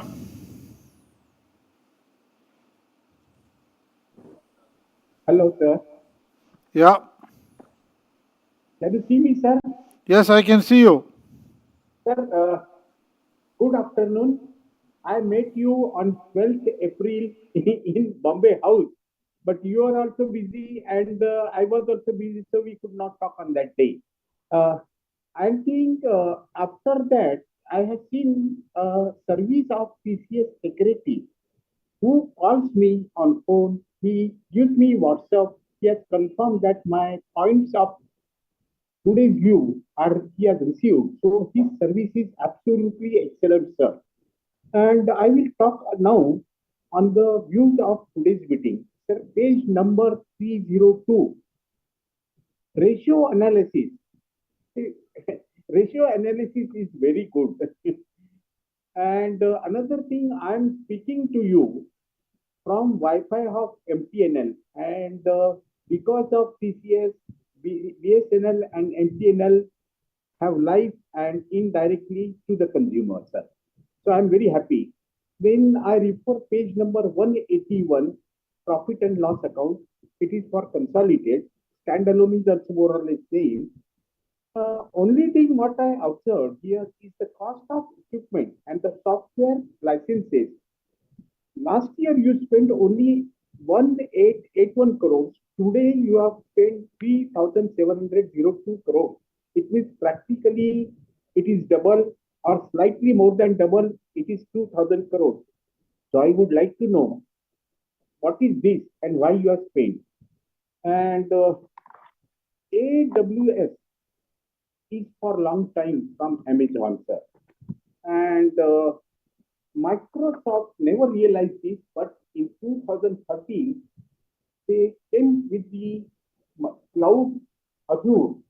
And that time in 2013, Microsoft price was $24. And after 10 years, the price is $400. So developing cloud is not simple, but I want to tell you that we have not done this 30 days back. A Ola company, which is in the business of taxis and other things, they have decided not to take cloud from Microsoft or Amazon or not from TCS, anybody. They are developing themselves. So why we cannot develop ourselves and make money, company more profitable? Now, sir, what I have observed, it is not my observation, it is market what we see. The banking sector is making more money than any other company in the business, and that is with the IT industries also. And another is the retail sector, sir, is doing absolutely well, where it makes more profit. I am not a big shareholder in TCS, but a big holder in Trend, and I was thinking of changing from Trend to TCS, but now I changed my decision. Now I refer to page number 89. When I say the ratio analysis is very good, I see 10 years financial highlights. What has happened? 10 years back, the earning per share was 101 and today is 127. Whether we should call this as a good performance of TCS? And if I refer page number 229, sir, PFSI revenue is 90,928, which is 38% of our total revenue, sir. And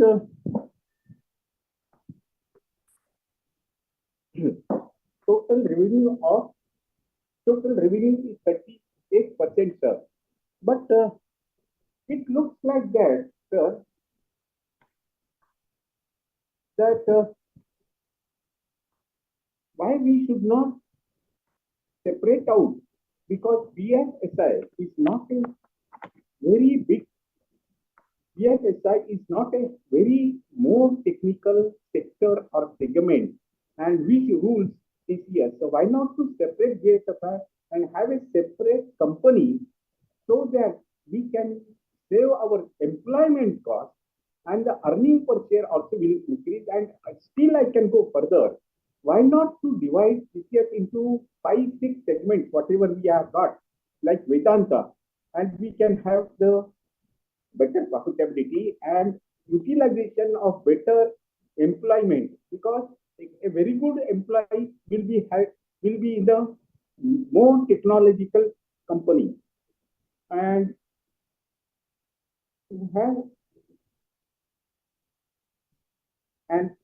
why we should not go for cloud? That is my again question, sir. And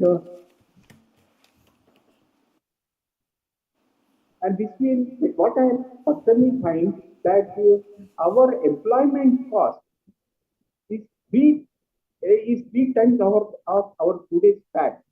Definitely, by doing all this, definitely the ratio will reduce, our profit will increase, earning per share will increase, sir. And what I'm looking here, I should look for a technological staff in TCS. And what is my observation? Who is now FC Cody in TCS now at present?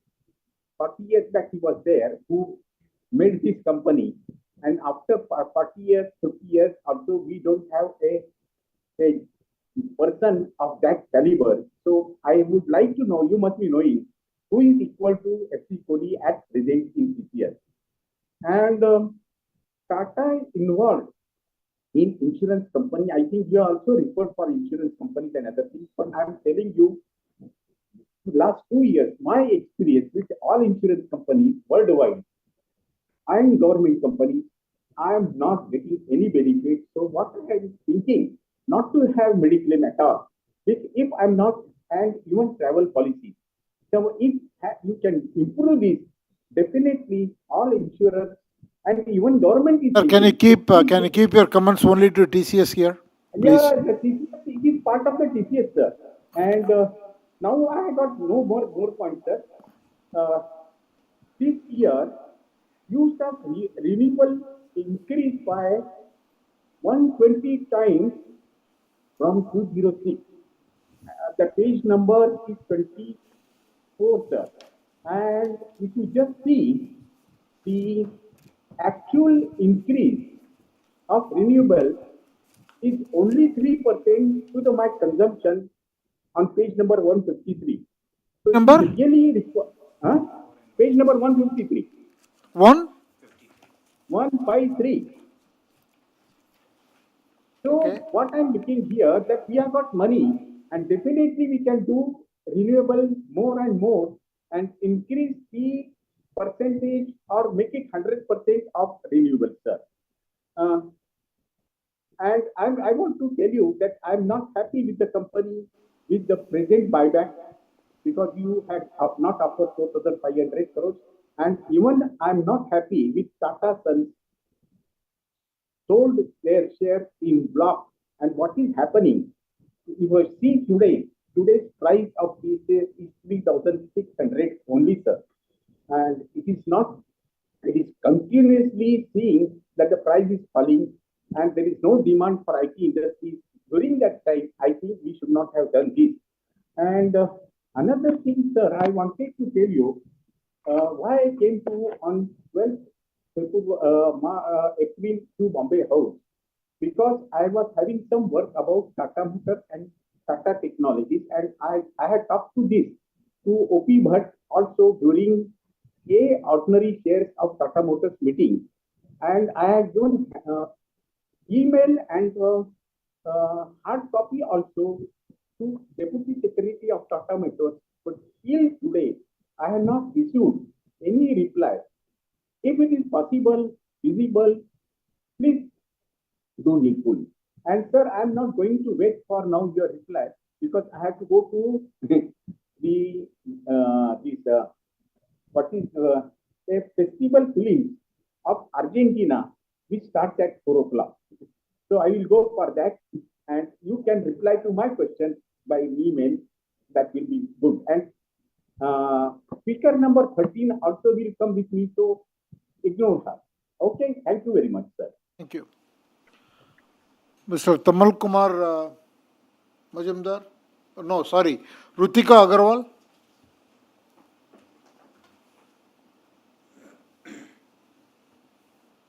Good afternoon, Chairman, sir, and the members of the board. I'm Ritika Agarwal, a member of an esteemed organization in Kolkata, Millennium MAMS. I'm so glad to be a shareholder in your prestigious organization, and it's an absolute pleasure attending my very first AGM with TCS. So my question to you is, considering the extensive upskilling initiatives for Gen AI within TCS, how do you anticipate these efforts impacting the company's training costs? Additionally, as employees transition towards AI-focused roles, what projections or insights do you have regarding the potential impact on attrition rates and overall employee headcount? Thank you, sir. Tamal Majumdar?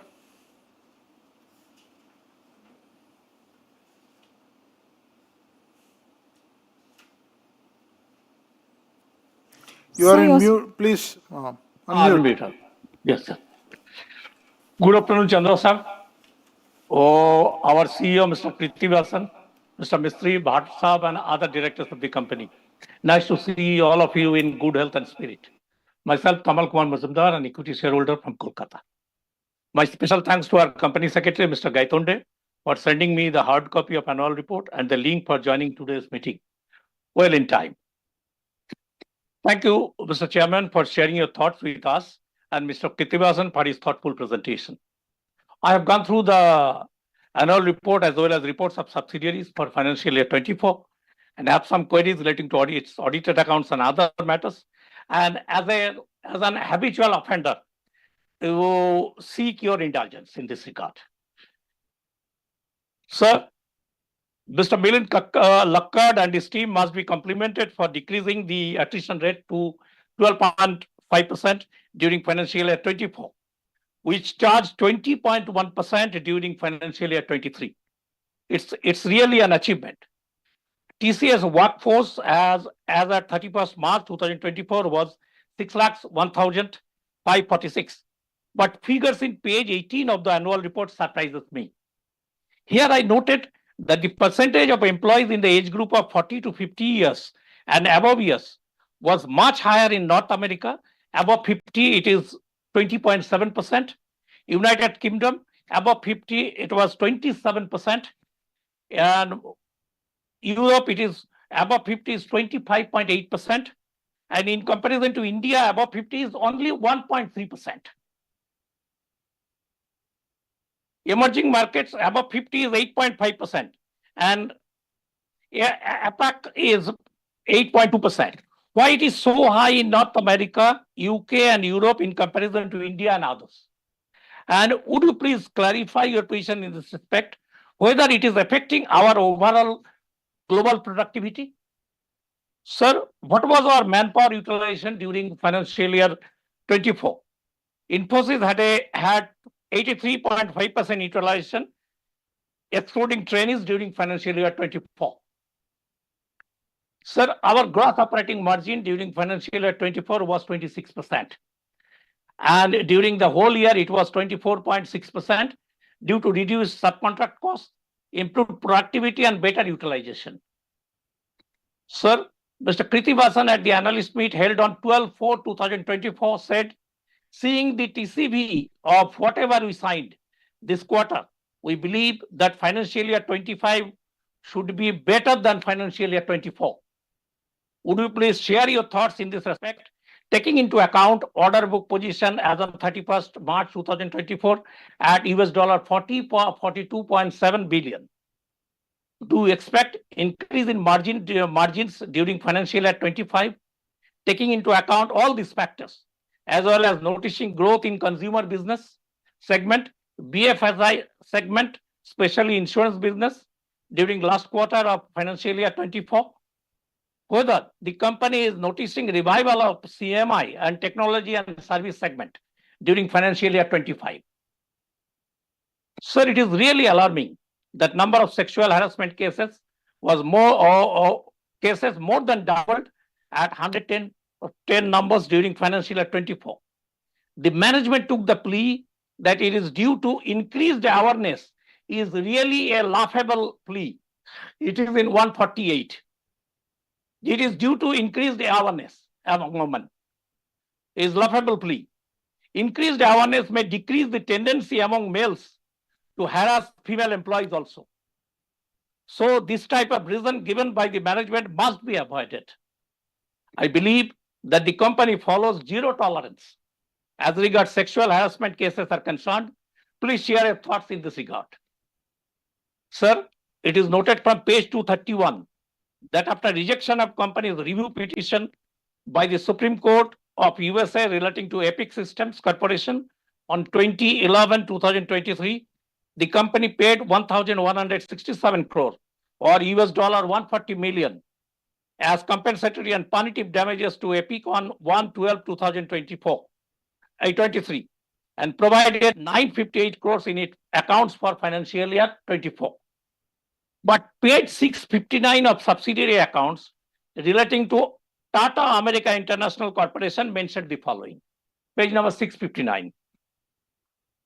Pursuant to encashment of the letter of credit towards compensatory and punitive damages, the value of letter of credit made available to Epic stands reduced to $11.9 million to cover interest charges on the punitive damages. It is in 659. My question is whether the said amount of $11.9 million will cover the total interest charges, whether the interest charges already calculated and paid to them as of date and provision made for this during financial year 24, under which they said $11.9 million is being shown, and please clarify your position in this respect. Sir, letter from you mentioned in page 7 that secured networks have become a necessity as data is the foundation for business of today. Infosys McAmish cybersecurity incident happened in November 2023. It is an eye-opener for all companies. Infosys had to take an impact of $37 to 38 million during last 2 quarters of financial year 24. Looking at it, what steps the company has taken for secured networks free from cybersecurity threat? Please share your thoughts in this regard, sir. Sir, artificial intelligence or AI is beginning to pervade our lives incrementally through everything. As a result, its progress has almost imperceptible.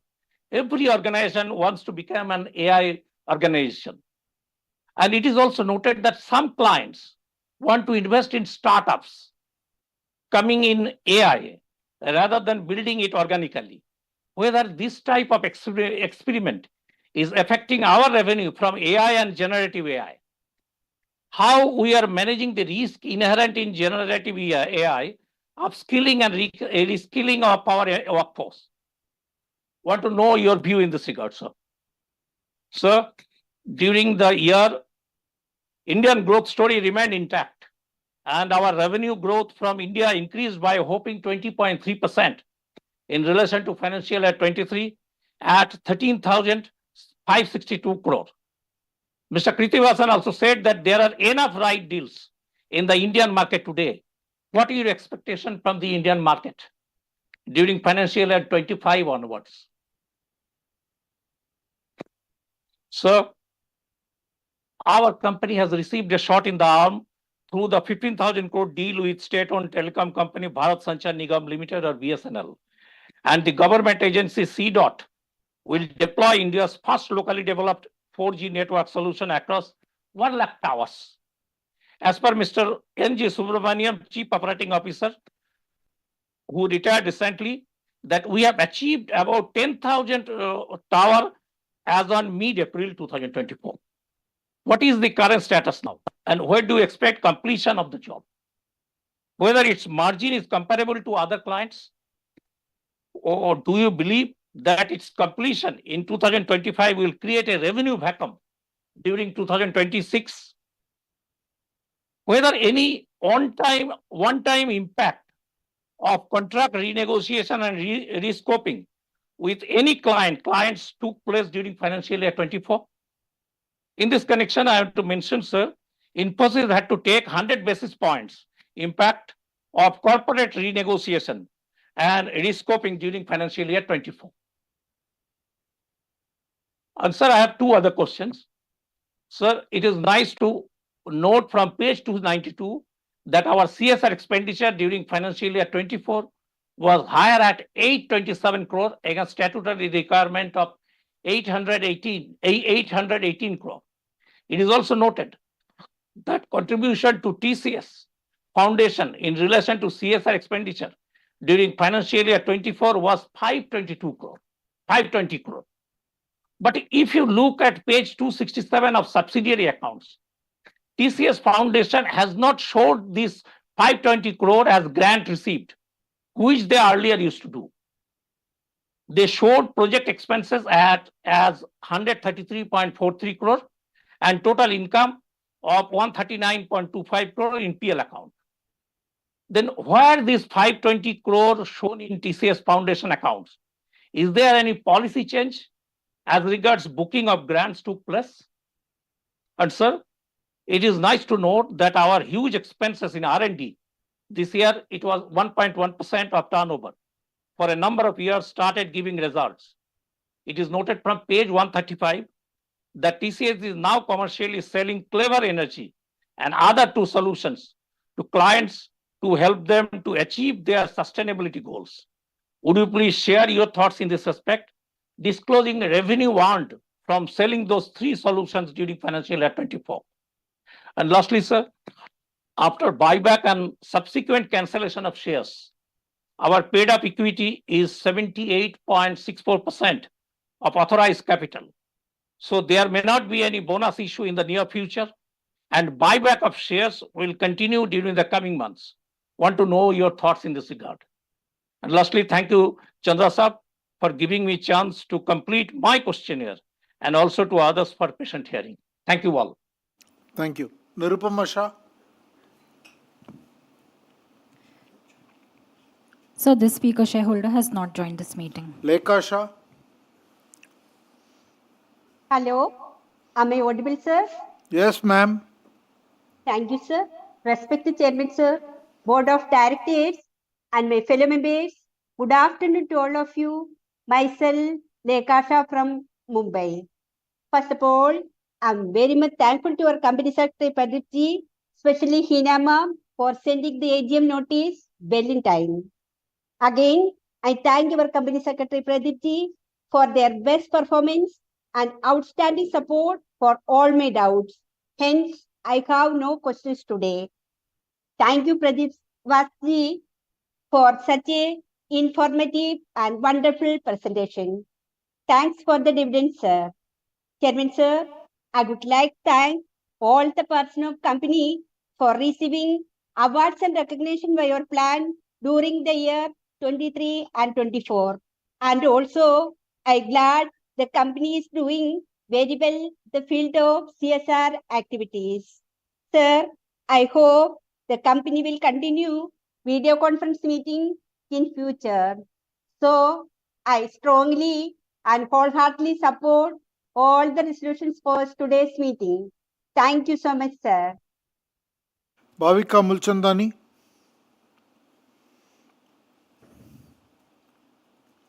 Good afternoon, sir. Good afternoon, sir. I'm Bhavika from Mumbai. I'm a part of Millennium MAMS. So this is I'm a first-time investor. This is the first company I bought shares, and I was extremely excited to attend this meeting today. My first ever shareholder meeting, sir. Sir, my question is, GenAI has been the talk of the year. So which industry verticals do you see having the most interest in adoption of this technology? Thank you, sir. Gautam Tiwari.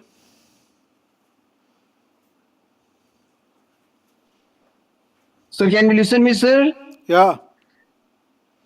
Okay, sir. And can you see me, sir? I can't see you yet. Now? Yeah, I can see you. Oh, thank you, sir. Sir, thank you very much, sir, for seeing you hale and hearty here. I'm so happy that you are always the one who is inaugurating all the meetings during this season of the meetings. Our TCS is the first and you are the first one. And for which we see you hale and hearty and with such a lot of progress. As is said already, sir, first of all, a very, very good afternoon to all of you, Mr. Krithivasan, Mr. Samir Seksaria, also Mr. OP Bhatt, sir, whom we know since the time of SBI, even before that also, and his contribution to our company for more than 12-13 years is wonderful, for which I would really like to salute him, and we appreciate him very much for this. And sir, our all KK Mistry and all other directors were CS, very good CS we have got now, sir, in the form of Mr. Pradeep Gaitonde and all other directors. Very much good evening to you all, sir.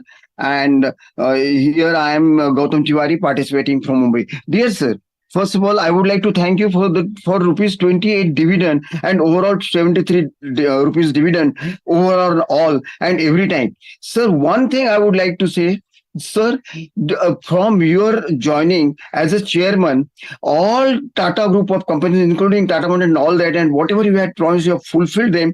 And we investors have earned 4 figures in all motors and still are going to earn more with demand and all that. And with not only with Tata Steel, all group companies along with TCS also, although the TCS, sir, all our these companies, IT companies are having the downtrade. So our TCS is also having the downtrade. So what policy, what strategy our company is adopting to restrict this downtrade for at least our TCS hereafter, sir? Sir, I very wonderful services of our Gaitonde, for Pradeep Gaitonde, who is very good, very cordial, very cooperative, very harmonious, and very much helpful and very much caretaking. Sir, the investor service and investor care of our retail team, whole team is wonderful, and this is one of the best in the industries, which I can say with confidence because I have been traveling in so many countries and I have been seeing so many secretarial teams here and there. So I really appreciate you for this. Sir, dear sir, TCS is always the, of course, that I have supported. Sir, our MD, your introductory speech and our Krithivasan's speech also has given us very good knowledge about the company's working overall in the past, in the future, and presently, for which we are thankful to him, sir.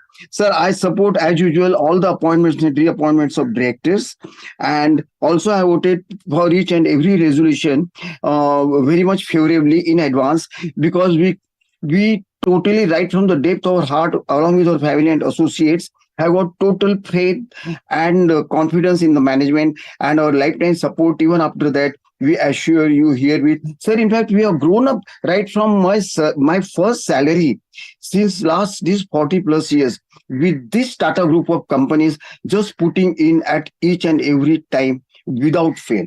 So we know how much you have made us malamal, not made us all investors malamal in this duration. Sir, we have got only some small things. In fact, आपसे question पूछना तो सूरज को really sir दीपक दिखाने जैसा है, लेकिन फिर भी in order to safeguard my understanding about it, I would like to know some of the things here. Sir, you have already said about attrition rate, which has reduced quite too much. Sir, what is company's strategy to minimize this attrition rate at higher level? Sir, now how many contracts, how many employees do you have presently, sir, on contract basis and on permanent basis with us? Sir, very important, sir. What are we doing, sir? Our company is doing in order to protect our top key employees from cyber crimes and give them a strong cyber security. Sir, we have done this acquisition of Tejas Network. Sir, we had a lot of hopes with that. So to what extent our target has been completed in making companies progress due to this network acquisition, Tejas Network acquisition. Sir, now, geopolitical, you have already explained quite in detail, sir, that all these things, uncertainties, global economic uncertainties and geopolitical is challenges and all that, they have affected our company. So to what extent our supply chain is affected and to what extent we have suffered the damage because of this, sir? Sir, just casually, I would like to know, sir, कि this साल हमने कितना dividend और कितने share transfer किए हैं sir IPF में और इन्वेस्टर प्रोटेक्शन फंड में और सर एक छोटी सी चीज है कि ये top all IT stocks including TCS are experiencing double trend for quite some time recently. That is all right, sir. How many of our patents are in the pipeline waiting for approval, sir? Waiting for approval. Currently, what is our currently हमारा carbon neutral rate we have already decided. Currently, to what extent we have achieved it, sir? और बाकी का तो सब ठीक है sir. One small thing कि हमारी सब्सिडियरी कंपनीज में से जो भी कंपनी लॉस कर रही हैं उनके लिए हमारी क्या स्ट्रेटेजी है और सर आर्टिफिशियल इंटेलिजेंस को in what way we are making them useful for our company. Sir, once again I wish you all the best. As usual, I am here to always welcome you wholeheartedly. We have lived with Tata. I thank you very much for meeting all accommodations. सूरज को दीपक दिखाने के जैसा है. Your social responsibility, whatever you are doing for community work, all charities, that everything is marvelous, super fine. Not only in India, abroad also we are appreciated for all this, for which we are thankful to you, sir. Indirectly हमारे हाथ से भी वो पुण्य काम हो जा रहा है and we get the all punya karmas because of this. Thank you very much, sir. Once again, I wish you a very hail, hearty life to each and every individual on board and all those connected with us, and wish you the best of the future along with a bright future for the company under your super fine management. Here is a grand big salute to you, sir. Thank you, Mr. Tiwari. Mr. Nachiappan.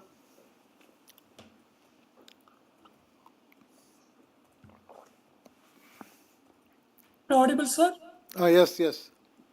Good evening to chairman and board members and fellow shareholders. Myself, Nachiappan from Chennai. I'm very happy to participate in this AGM.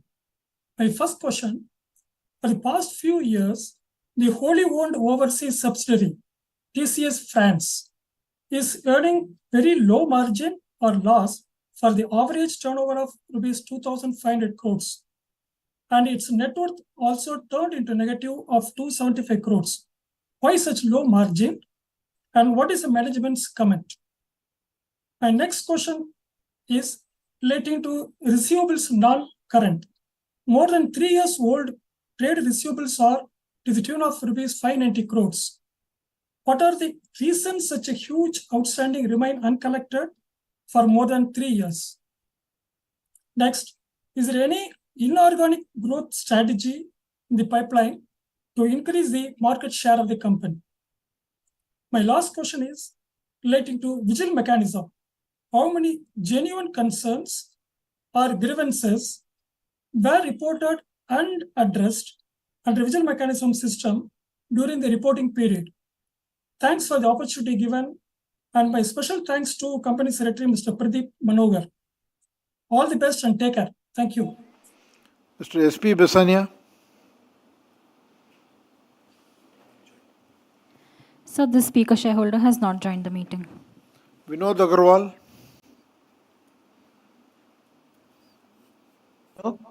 Hello. Yes. Hello, can you hear me? Yeah. Hello. Hello, can you hear me? Yeah, I can hear you. Please speak. Yes. Respected Chairman, Mr. N. Chandrasekaran, our MD and CEO Krithivasan, and our Company Secretary Pradeep Gaikonde. Good afternoon, regards to everyone, sir. I take everything in the figures to be taken for granted. You have done good numbers and all. My 2 or 3 queries coming late may be repetitive in the sense that, sir, AI will be used for productive uses and everything that you have mentioned, sir. But it can also be used for the harmful side effects of making defects. And can we not have certain watermarking of our software so that if someone is using our software and making defects, that no one can be caught and the software is denied to that particular person or that entity whichever is using defects. Watermarking is done through that. Such generative AI, though productive, will be highly productive, will also replace a lot of workforce from the employment. So how do you see that? It can lead to productivity on the manufacturing side, but it will lead to a lot of unemployment by not new employment. Sir, our order book of $42.7 billion is very good, sir. But I'd like to know how much time would this contract periods are for. One of them you mentioned was with the insurance company in UK for 15 years. So the normal size of contracts are for how many? 5 years, 10 years? And how much would this 42.7 billion last? And sir, are we seeing any headwinds in recruitment of newer talent? Because the newer talent would be requiring newer sets of skills, sir, and which may not be available in the university as of now. So you'll have to upskill them. And are we getting that staffing with the company and this thing? And knowledge will be different. Sir, on the order book, sir, discretionary spending you mentioned is going down in the Western world, in America and everyone due to inflation and other things. Are we seeing the order flow still very good, sir? This is my very small question, sir, and I'm pleased with the dividends and all the performance of the company, sir. I don't want to make those comments, sir. These are my queries, sir. Thank you. Signing off, Vinod Agarwal from Mumbai. Thank you. Celestine Mascarenas.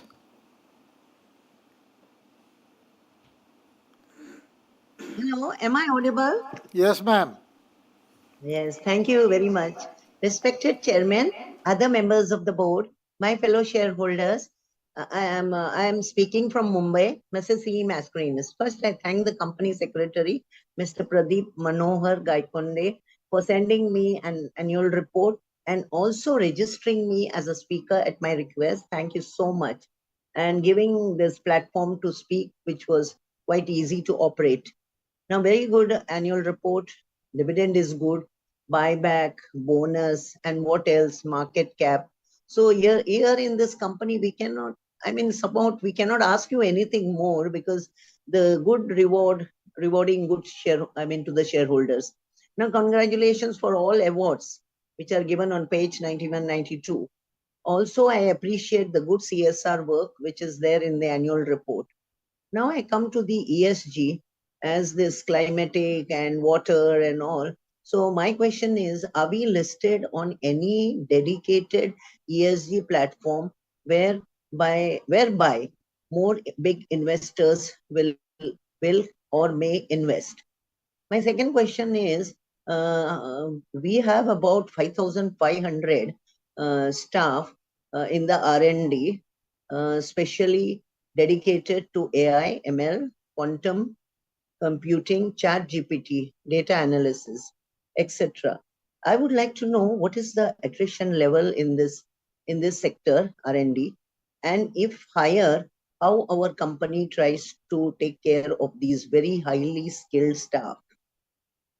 My third question, roadmap for the next 5 years, and where do management's vision and which vertical the highest growth will come?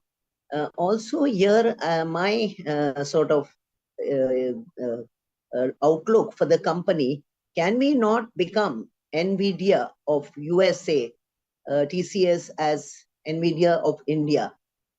I don't know whether our management is seeing to this and dedicating more to the AI and this other, only concentrating on like NVIDIA. I support all the resolutions. I wish my company all the best, and especially a very good health to the TCS team, and may our company grow in strength to strength. With this, thank you so much. Namaskar. Manjit Singh.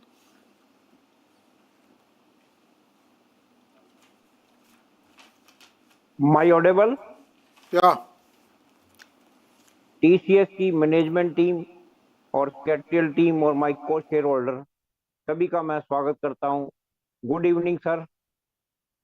Sir, जिस तरह की हम growth दिखा रहे हैं और जिस तरह के हम प्रॉफिट दे रहे हैं, इसकी मैं आपको मुबारकबाद देना चाहूंगा। इंडिया से हमें ग्रोथ आई है, लैटिन अमेरिका से ग्रोथ आई है, यूके से भी आई है ग्रोथ, और मिड ईस्ट अफ्रीका से भी हमें ग्रोथ आई है।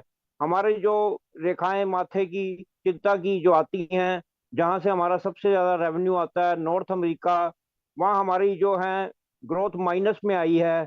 तो ये हमारी एक चिंता का कारण है। क्या आने वाले टाइम में इसके बारे में हम क्या देख रहे हैं और बिजनेस वहां हम किस तरह से बढ़ाएंगे?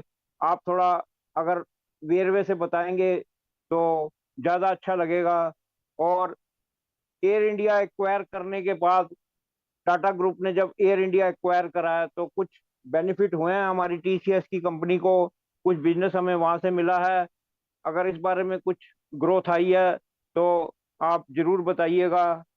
और जिस तरह से आप काम कर रहे हैं हमें अच्छा लगता है, और आने वाले टाइम में हम आपसे उम्मीद करते हैं।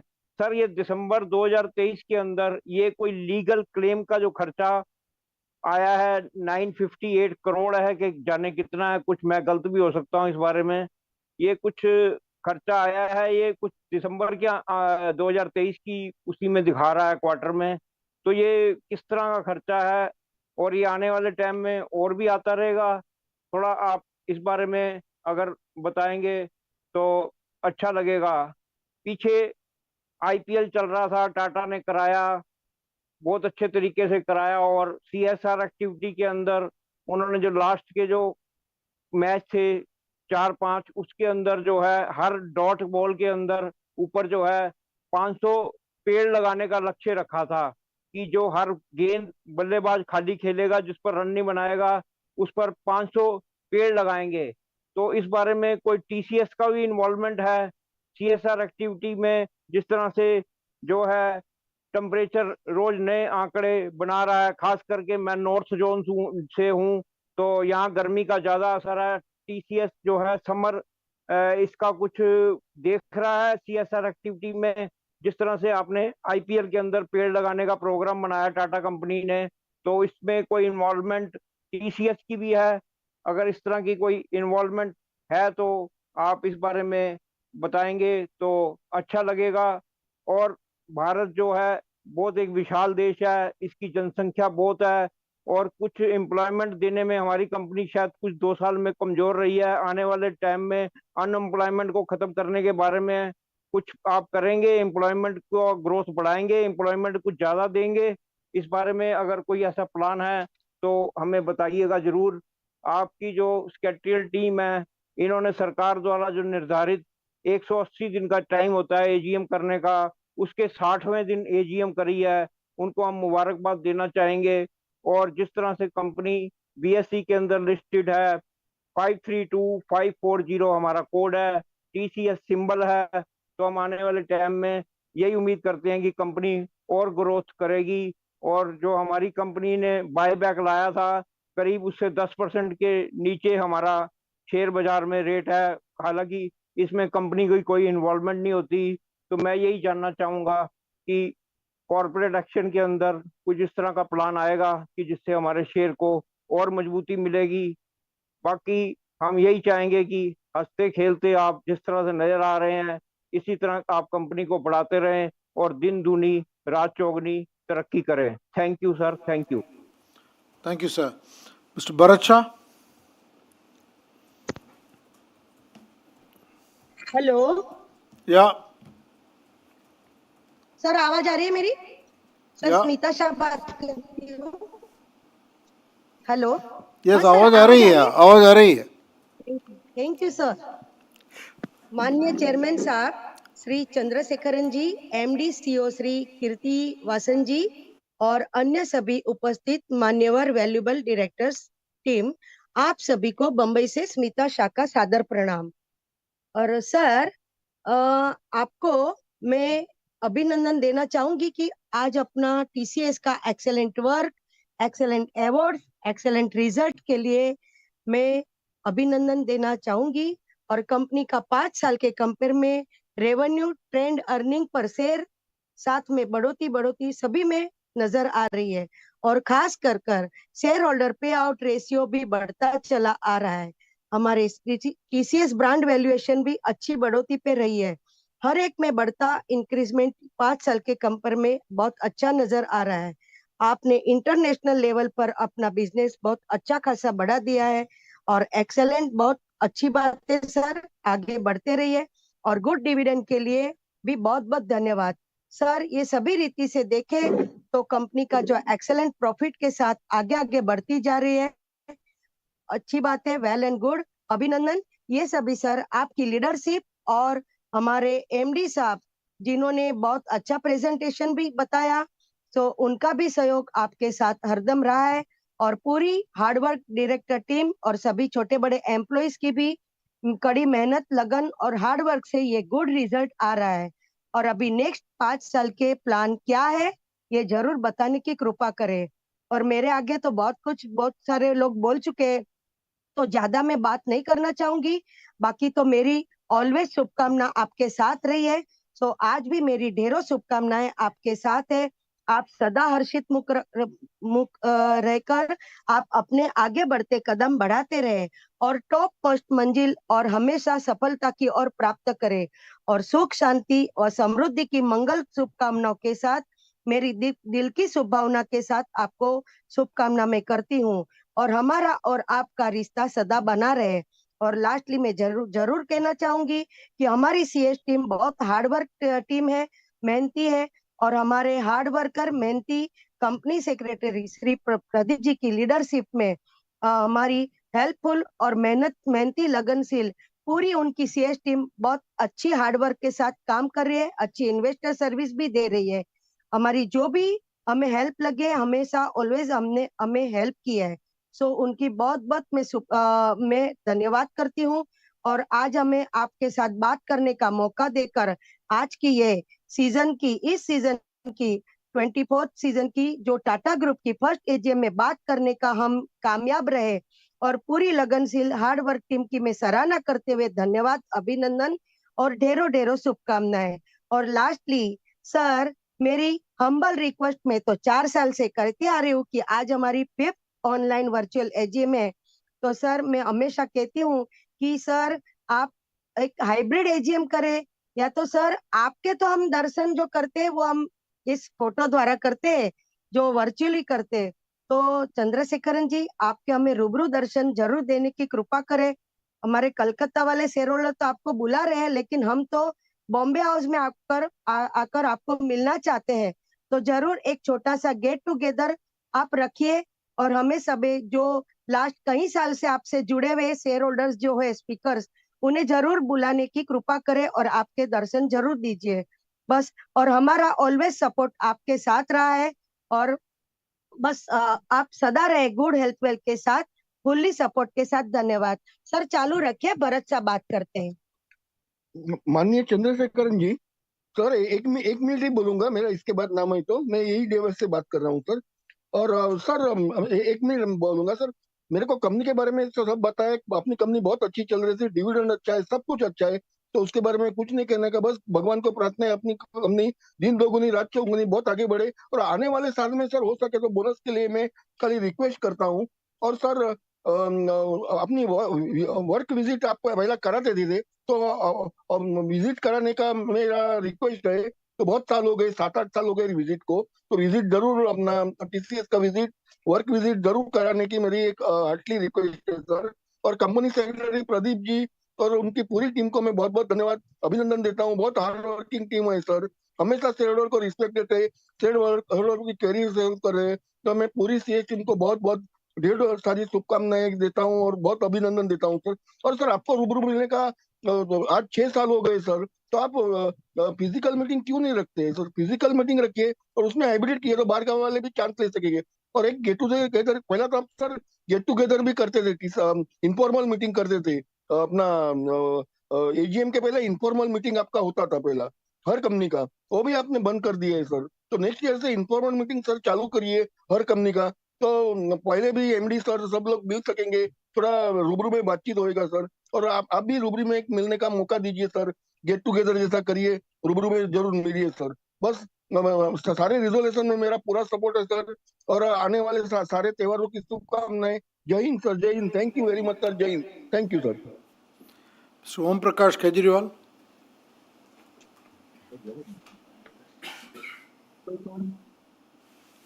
Can you hear me, sir? Yes, yes. Thank you.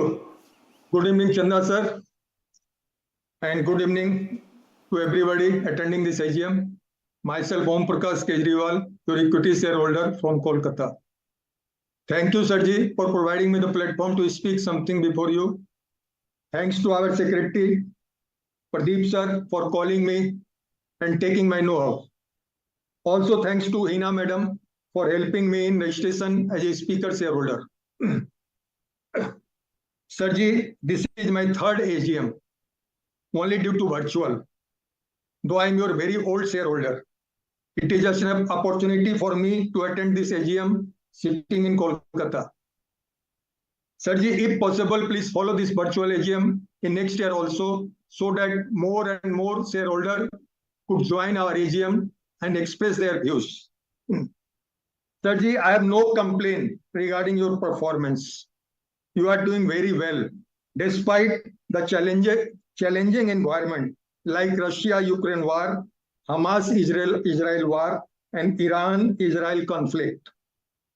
You are rewarding we shareholders by giving handsome dividends as well as buyback. So there is no complaint from my side. One suggestion is there. Sirji, AI should be used in disciplined manner for the betterment of human beings. At last, Sirji, please maintain your smile and be cheerful. We are always with you as a long-term investor. Thank you. Thank you, Sirji. Thank you, sir. Mr. Kaushik Shahukar. Good evening, sir. I am audible? Yeah. Yeah, thank you, sir. It is an honor to stand before this esteemed organization today. I extend my heartfelt gratitude to the board for granting me opportunity to be part of this important event.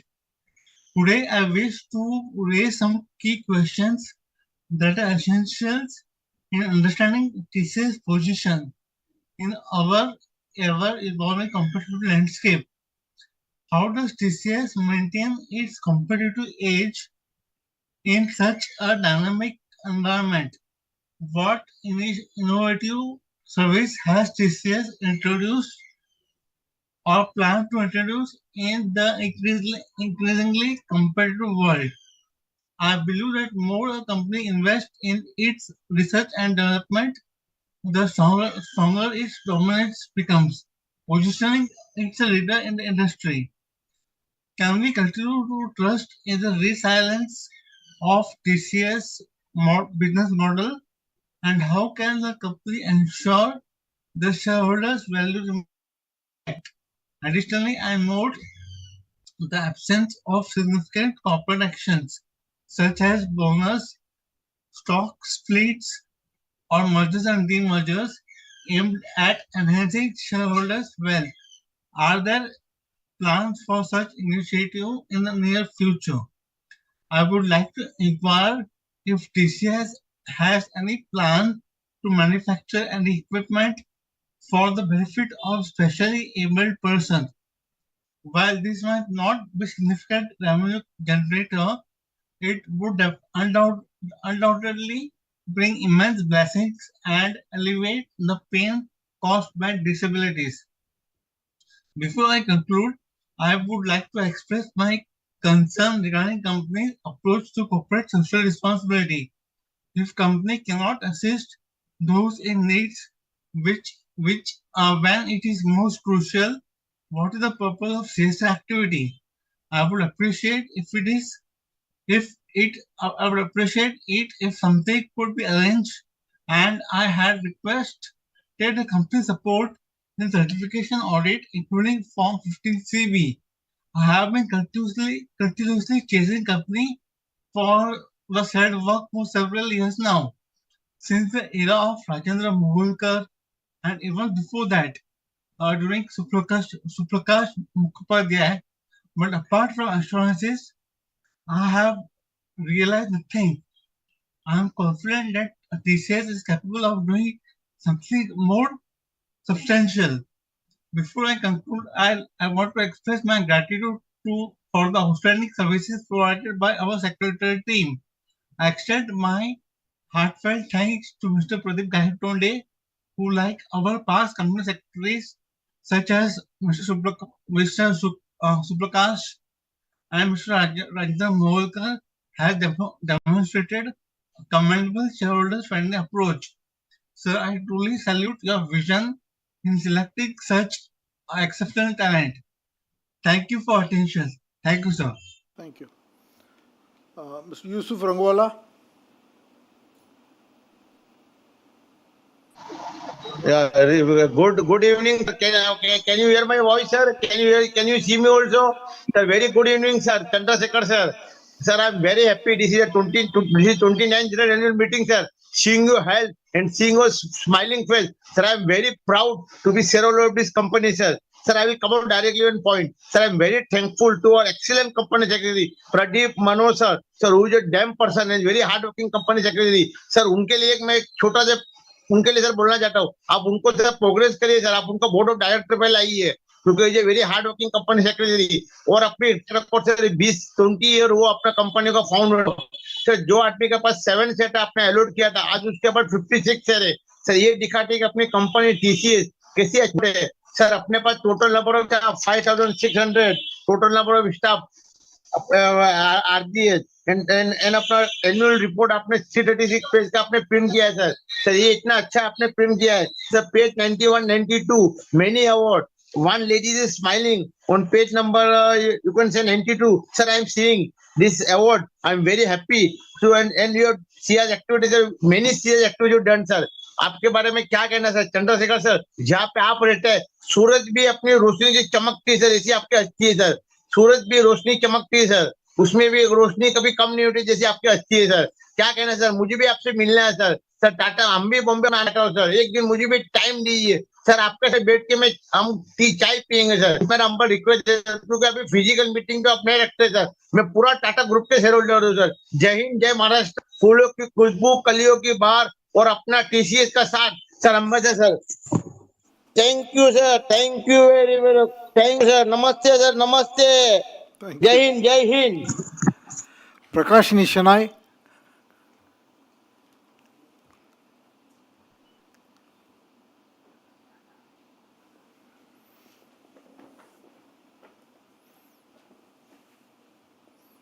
Prakash Nishanai.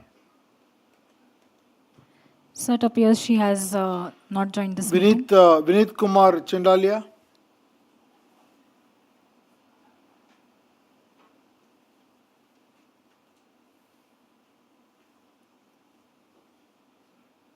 Vinit Kumar Chandalia. Sir, he isn't present. Rajesh Chainani.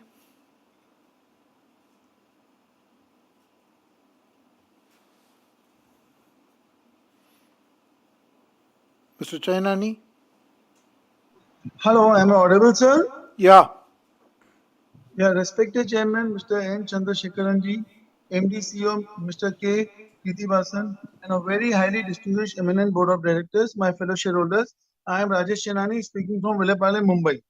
So first of all, I thank our company secretary, Mr. Pradeep Manohar Gaitonde, for sending me the physical copy of balance sheet very well on time.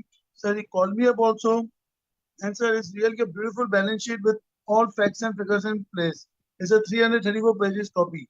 So there is nothing much to answer. And I have gone through your speech also and the balance sheet of Mr. MD also, and a very good presentation by MD Mr. Krithivasan. So and I'm very thankful to you, sir, for a lovely dividend, sir. And sir, keep the pace of the dividend in the same way, sir. Last time we got a very special dividend of 99 rupees. This time the total is 73. So next year, sir, make it little much better than this also, sir. And sir, regarding the bonus, sir, are you planning for any bonus issues? We have received 3 bonuses in 20 years. So it's a very high time, sir. You can at least go for a bonus of like 1 bonus on 2 shares also. So it won't be a much of the thing for you, sir. And sir, there is nothing much to add. I just received a copy of Tata Consumer also. So I am shareholder of all your Tata Group companies. So I will be keeping on meeting you in all the AGMs, sir, and make sure to register it, sir. So I'm just telling you, just before speaking to you, I just received Tata Consumer thing. And Mr. O.P. Bar, sir, give my regards to Mr. O.P. Bar. He's my long from State Bank of India, and all the board I have always met him, sir. And Mr. K.K. Mistry.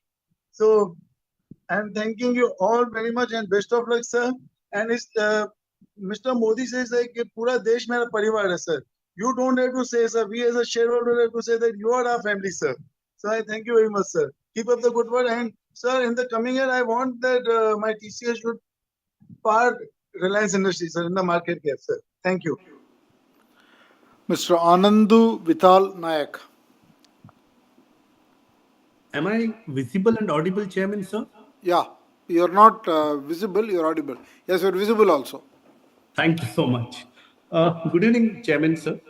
I really appreciate the policy of the management in terms of consistency regarding the payout to the shareholder. It is really excellent. Almost 100% of the standalone profit distributed to the shareholders, either by way of a dividend or maybe by way of a buyback of shares.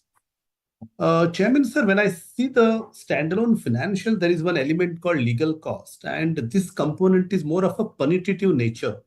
I just want to understand from an income tax perspective, is it a deductible expense or it is a complete disallowance?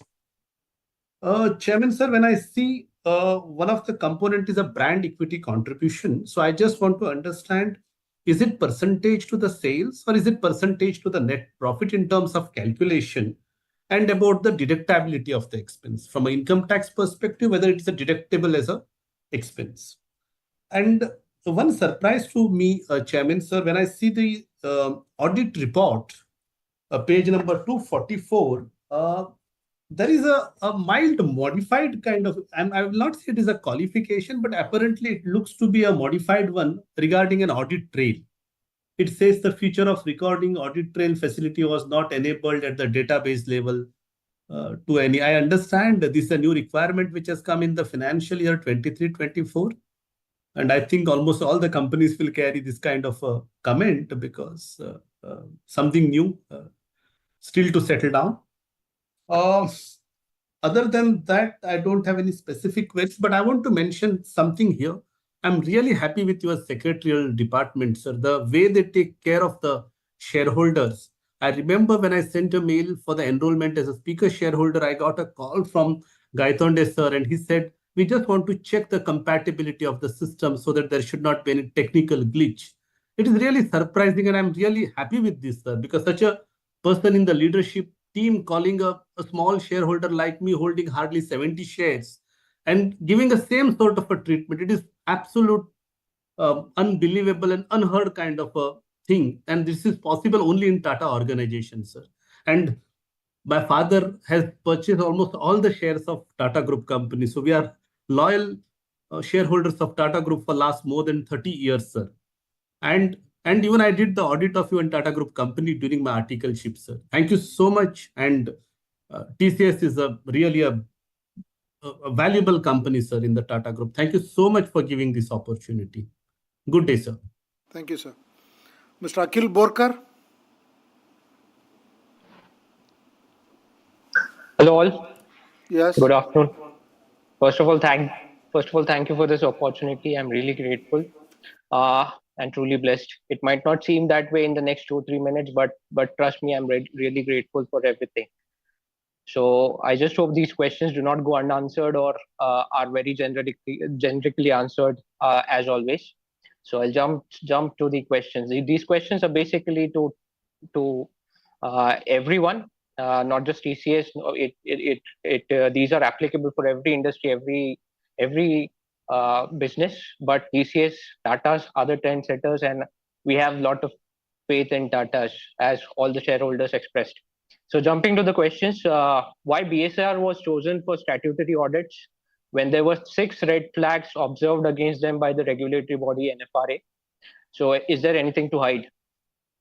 Next, what are the legal settlements expenses talked about? These are almost kind of the CSR allocation or CSR budget that is mentioned in the report, that is completely nullified by the legal expenses that are there in the reports. The posh cases that are highlighted, these have doubled, actually more than doubled. So it's a mentality issue, definitely, in spite of all the trainings and etc. But would it not is it not possible? I wanted to know your opinion. Work from office is a contribution to that, or I don't know why TCS is hesitant on the remote working policy, because the argument of culture and sense of belonging seems difficult to digest. It's really difficult to digest because everyone works for money. You are working for money. We are working for money. Shareholders want money back. So is there an inefficiency in managing the workforce remotely, especially in times where TCS, being the trendsetter and pioneer in the advancement of technology? So why is remote working a reluctant topic for TCS, especially 5 days in office? In which entity in the group has hedged the portfolio against the TCS's currency headwinds risk? And how would these flow back to the TCS's financial statements is what I wanted to understand. And if the risks are mitigated and hedged, so why propagate a sense of fear of job cuts, etc., in the organization during these downturn or reversal periods? Next, it is mentioned that the median remuneration for the KMPs to be around 7 crores, whereas it's 14.8 lakhs for males and 10.4 lakhs for females, especially at the ground and mid level. So what is being done for this disparity? Why TCS is not considering salary role rationalization as a strategic initiative, and why take it so long? What are the plans for hiring or giving opportunity to shareholders and hiring ex-TCSs as well, given the primary first employees of TCS to be paid well and adjusted for their compensation and remuneration? What is the M&A strategy? Especially, is there any divestiture plan? Is what I wanted to know. Gen AI is talked of a lot, but its impact is not realized, is what is evident from the reports. Impact is realized in the sense how exactly the impact would be realized in terms of the societal cultural change in the entire operation. That is what I wanted to know about. Also, quantum computing, there's a small percentage allocation in the quantum computing space, but again, the same thing, quantum computing impacts and details are missing. If you could include that as well. Also, what are the plans for buyback in the coming future? Because it's just 25% of the entire shareholder equity. So, and what would be the stance? What would be the impact if this public investment is revoked? I'm truly sure that the loyal shareholders would stay with TCS, and if TCS decides to take a strong stance on employee satisfaction, just as it takes for shareholder and customer satisfaction, these shareholders would not go. So yeah, that's it for now. Thanks. Bharati Sharaf. So speaker number 32, Ms. Bharti Saraf, and speaker number 33, Mr. Ashok Sumrabanyam, have not joined the meeting yet. Mohit Dugal.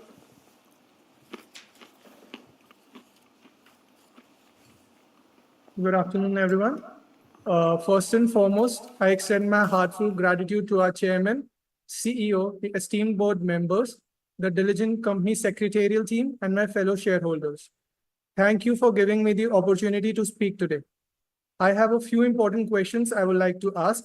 First, given the fierce competition in the IT sector and the pivotal role of talented professionals, how does TCS attract and retain the industry's top talent? Second, in an era where AI is essential to digital transformation, how is TCS leveraging AI to enhance its services and operational efficiency? Could you share specific impactful AI applications? Third, as more multinationals establish their own global capability centers for cost efficiency and operational control, how is TCS adapting? What innovative strategies are we employing to stay ahead of the curve? Thank you once again for your attention and for allowing me the opportunity to ask these important questions. Thank you. Sumitra Padma Malini Sunkaranam. So the speaker shareholder has not joined yet. Vasudha Dakwe.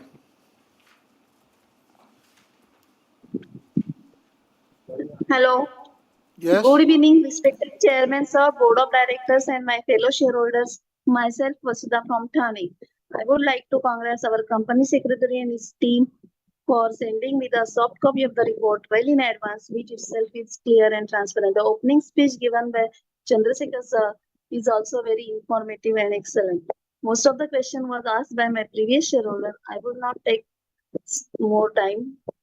With this, I support all the resolution. Thank you very much and wish the company all the best for coming financial years. Thank you, sir. Thank you, ma'am. Liju Matai Kimonil. Good evening, sir. Good evening, CEO, sir. I will take only a few minutes, actually. I just want to know that in future, there are a lot of headwinds. And what is your plan for these coming years, means 2024-25? How the inquiries are converted into business, actually? Whether any inquiries are there in the pipeline? And what will be your guidance for next 1 year, actually? Now you have crossed 6%, you have shown the revenue increase. So whether it will increase or decrease.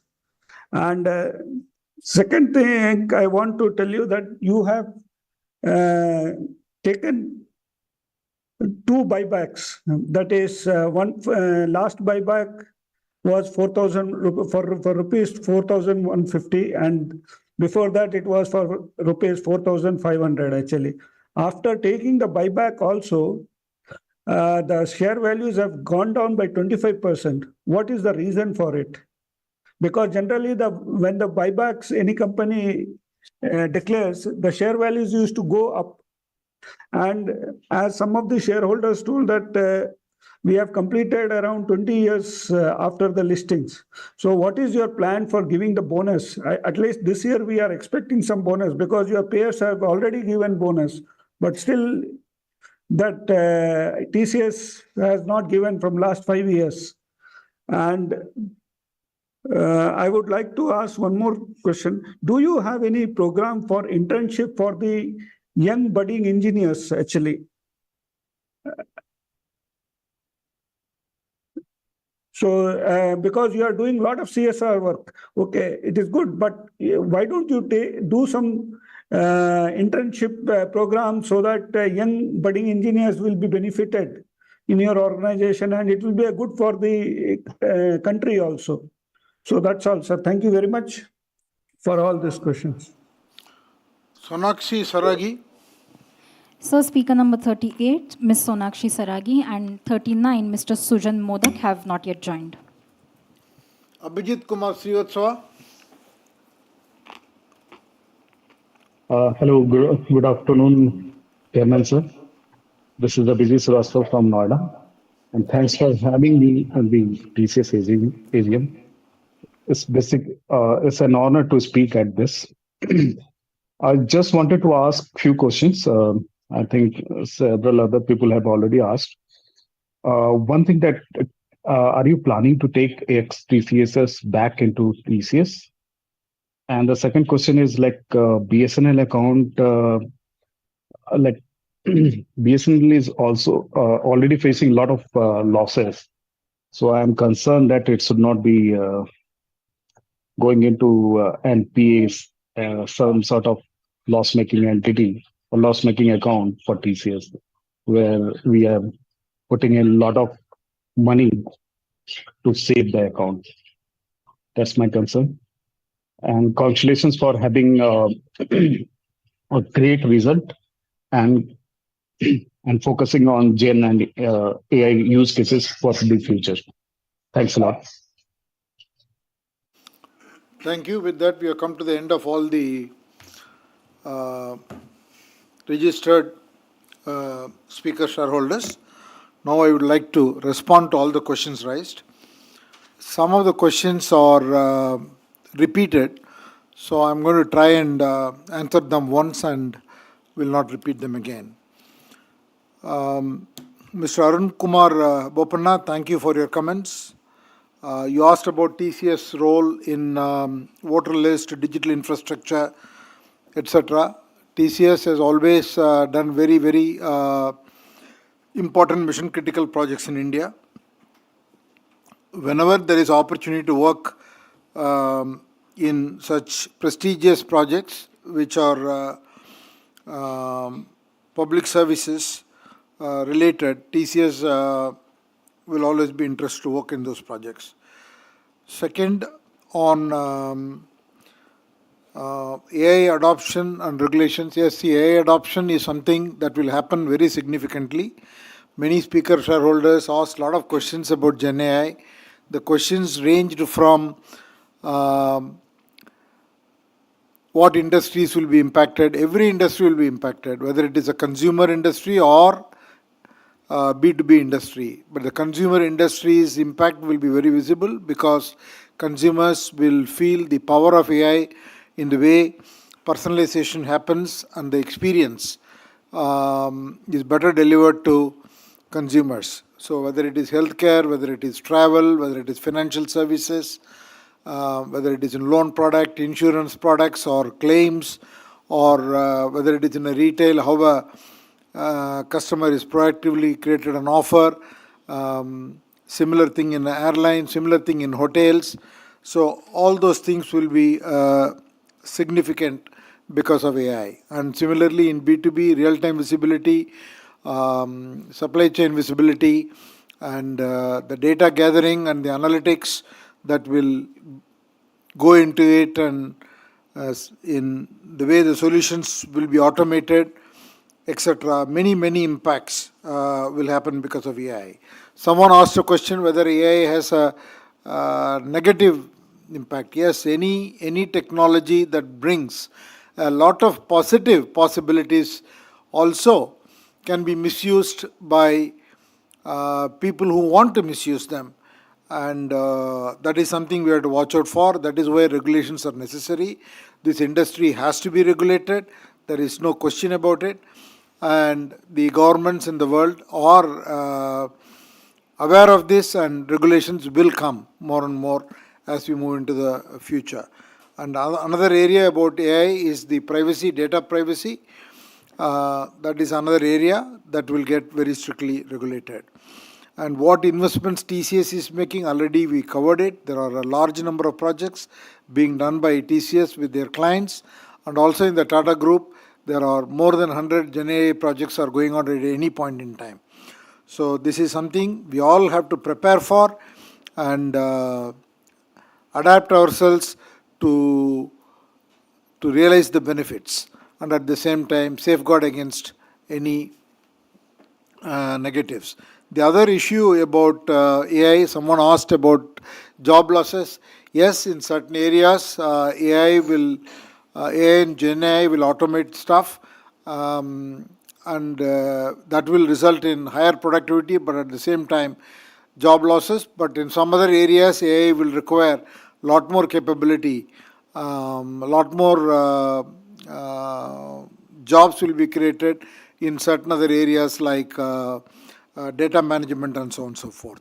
So it's a mixed bag, but we need to handle this and we need to proactively embrace this so that we are able to reskill people, prepare people for the change. And another question was regarding cyber threats. It's we also talked about secure networks. See, anytime we innovate to produce something from a technological point of view very advanced, at the same time, you will have to anticipate there will be people who want to beat that and create a negative impact. So cyber threats are real, and TCS is building its capability, constantly investing, and we will continue to do more. You asked about TCS's preparedness to navigate the advancement in financial technology. All I can tell you is that TCS is at the forefront of technology and deployment of technology in many sectors, and primary one being the financial services technology. Thank you. Ms. Purdehi, thank you for your comments.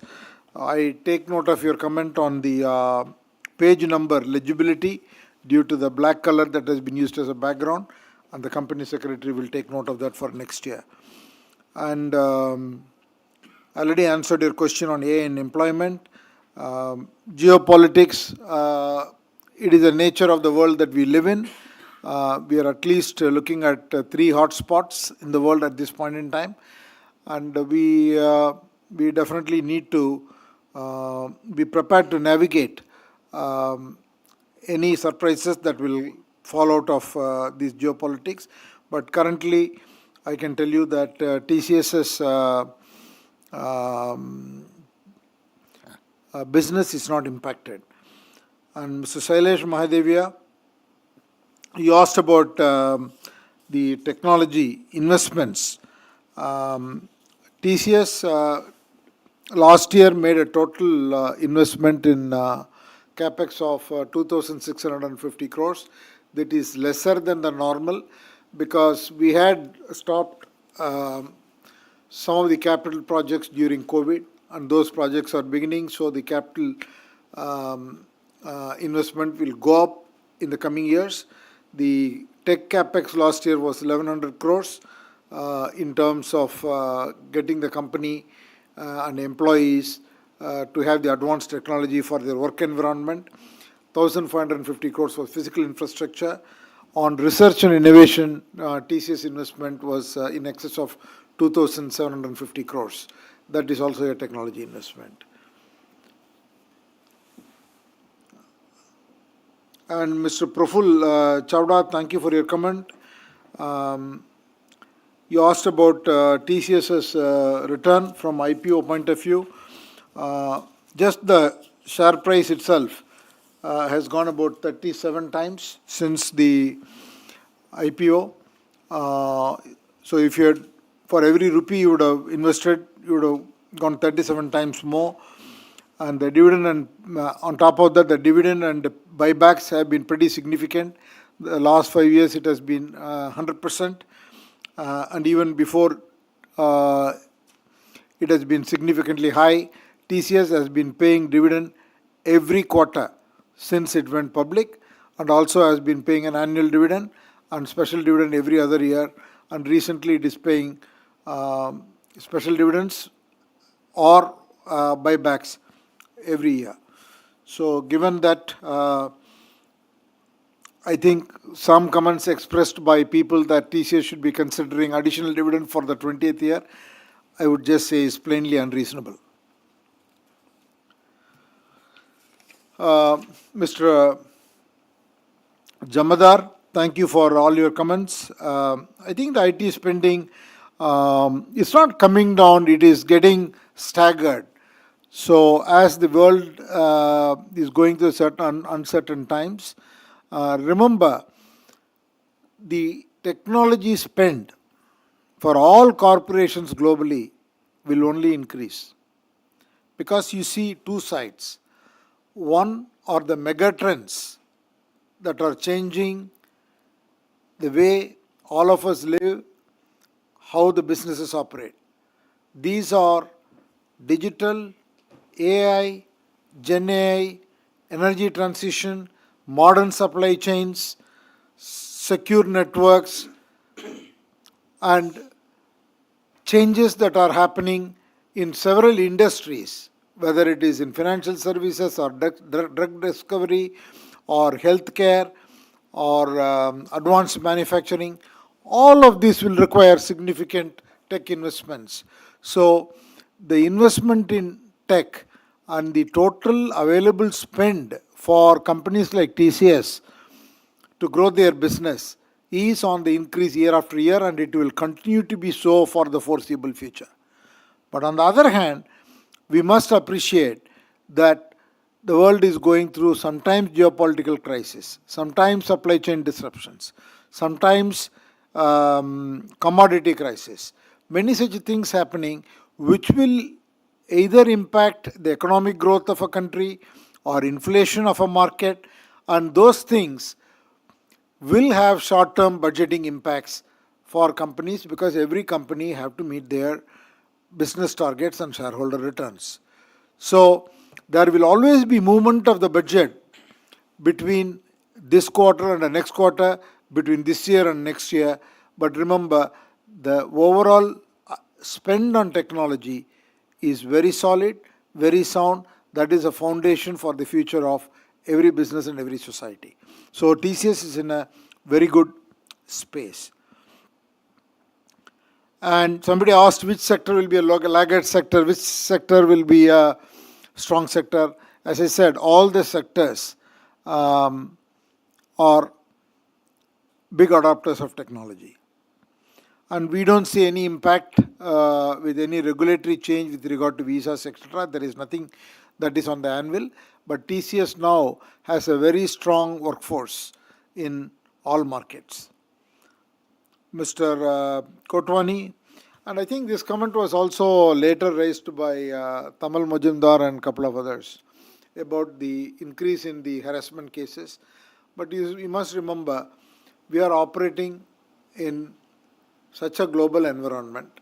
We are also operating with 600,000 or 6 lakh plus professionals. And the company constantly is enforcing and encouraging a culture of openness. We always want people to express themselves, and in the process, if there is a harassment, people should raise. And when they rise, the numbers is likely to go up. But on a company of this size, this number of cases is expected to happen. And the main thing is, how do we continue to invest in education of people? How do we deal with these cases with zero tolerance? And how do we continue to reinforce both the culture, education, and also the actions that we take? How do we ensure that people are aware of that, so that we create a culture of healthy working atmosphere?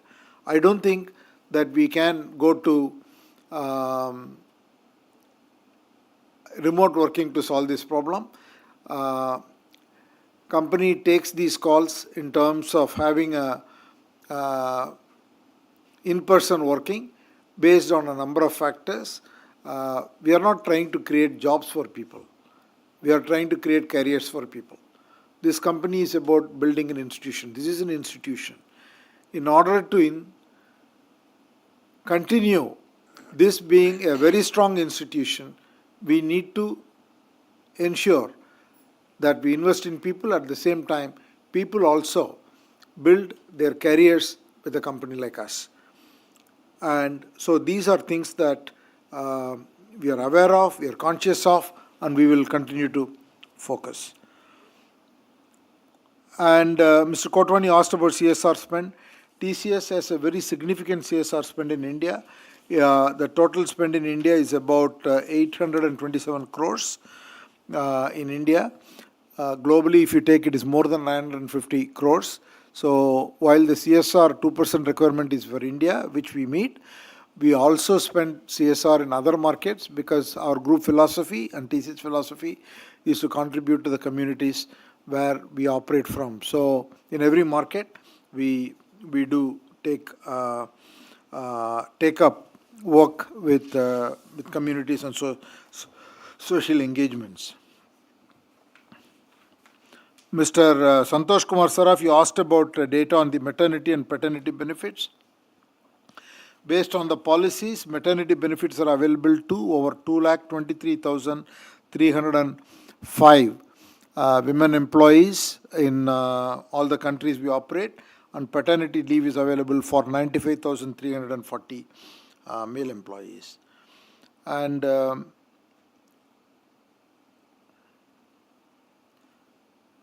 Mr. Manoj Kumar Gupta, thank you for your comments. Radha Saraf, you asked about talent management, and the talent management is something that TCS is focused on.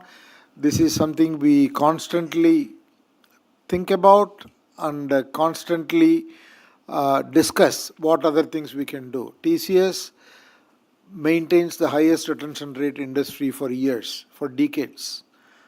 And it doesn't happen as a chance. This happens because we are committed to maintaining high retention. We continue to look at our policies, continue to relook at what else we can do. So this is not one magic thing that I can tell you. There's a number of things that we do holistically, from training to engagements to performance to career opportunities to job rotation to 100 other things that we do. Sharat Kumar Shah, I understand your ratio analysis. The cost of equipment and software, it is primarily to do with some SA engagements. Whenever in a year the SA engagements go, that is the system integration engagement goes up, you will see an increase in the cost of equipment and software.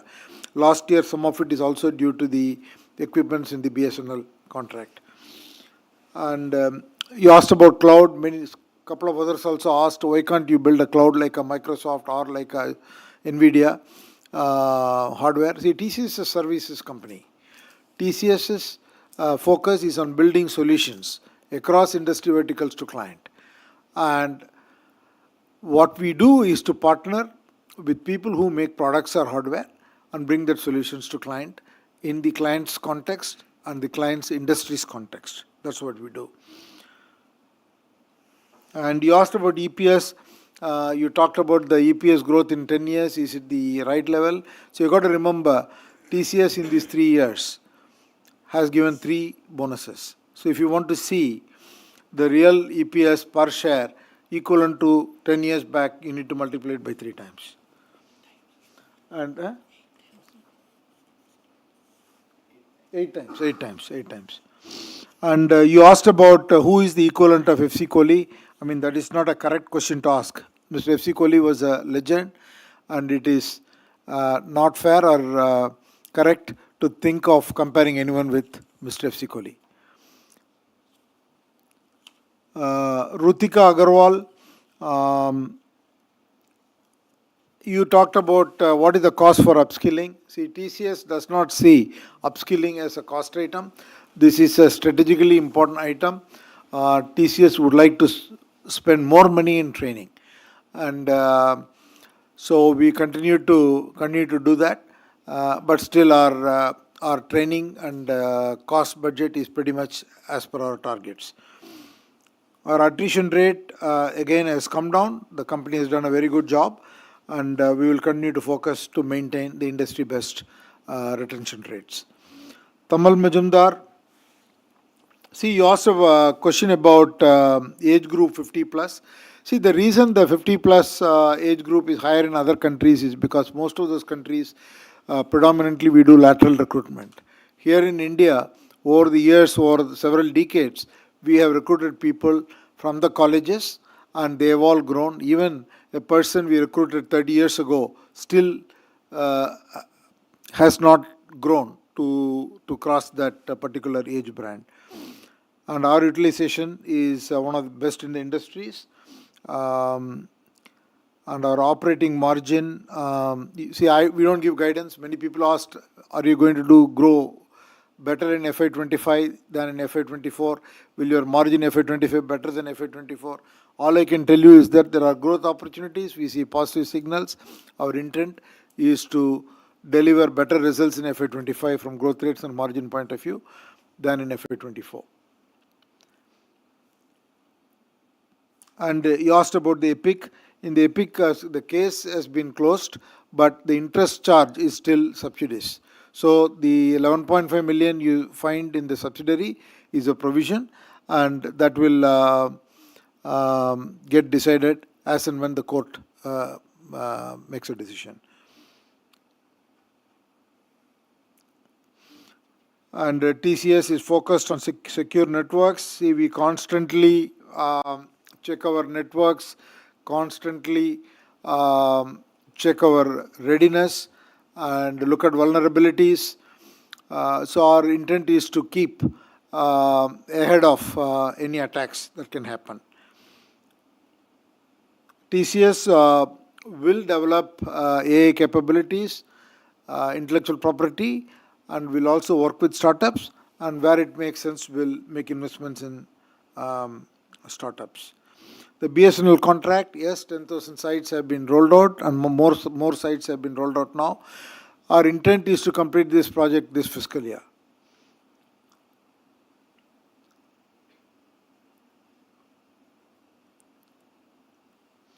Mr. Bhavika Mulchandani, I think your questions have already answered. Mr. Gautam Tiwari, already you answered your questions on attrition rate. You asked about employees on payroll versus employees on contract. There are 6,01,546 employees on the payroll who are permanent employees of the company, and 30,312 globally are contract employees. You asked about transfer to IPF. The total money transferred to IPF during FY24 is 4.77 crores.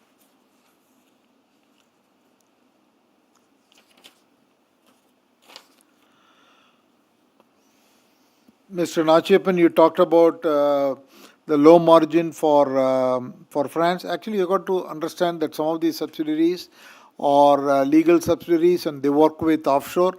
When you look at the margin of business for a particular market, we need to look at both the local subsidiary and the back end that happens in India. But nevertheless, this is the margin at the subsidiary level. And you talked about the trade receivables of greater than 3 years for 590 crores. See, in such a large operation where our annual revenues are about $29 billion, almost 230,000 crores, all of that is earned every year, billed every year, collected every year. The number 590 is a very small number. It is not a significant number. But nevertheless, we do not want to have any receivables for such a long period of time. But the nature of the contracts, sometimes the for various delays that may happen, sometimes totally outside of our control, these things do happen. Company is always committed to both organic growth and inorganic growth. I cannot give any specifics. Mr. Vinod Agarwal, I already answered your question on AI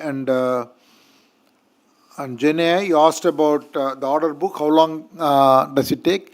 See, typically the contracts may be 3 years, 5 years, and very rarely beyond 5 years. The 15-year one that you saw is only a situation that happens in platform contracts, and that's a very small in number. So it is fair to assume that most of the contracts that we sign get executed in 3 to 5 years' time.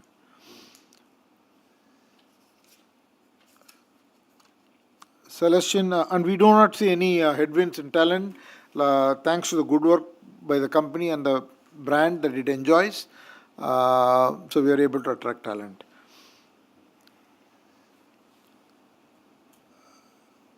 Celestian Mascarenas, I have already answered your questions. The only other question is about the roadmap for next 5 years.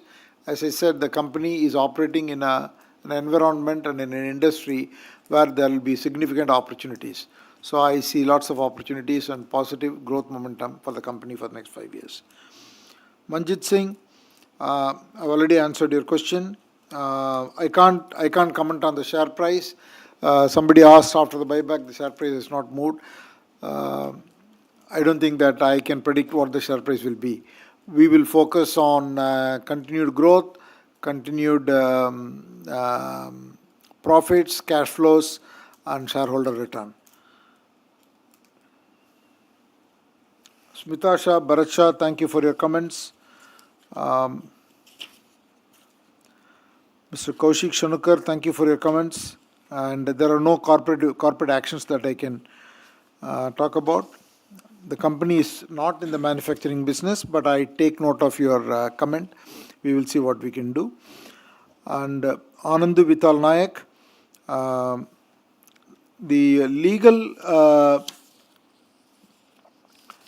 business expenses like legal expenses that are not levied by statutory authority and brand expenses that are at arm's length or tax deductible expenses.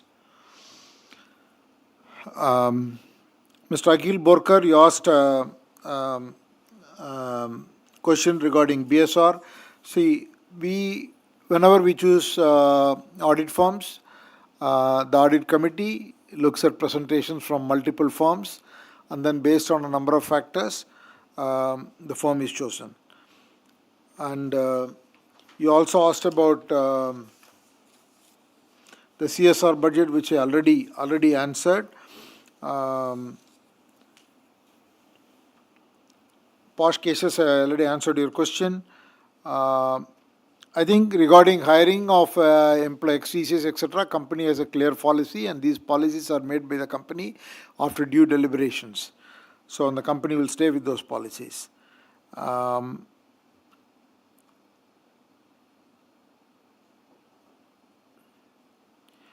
you asked about the difference in pay structures between male and female employees. All I can tell you is that TCS treats everyone fairly and everyone equally.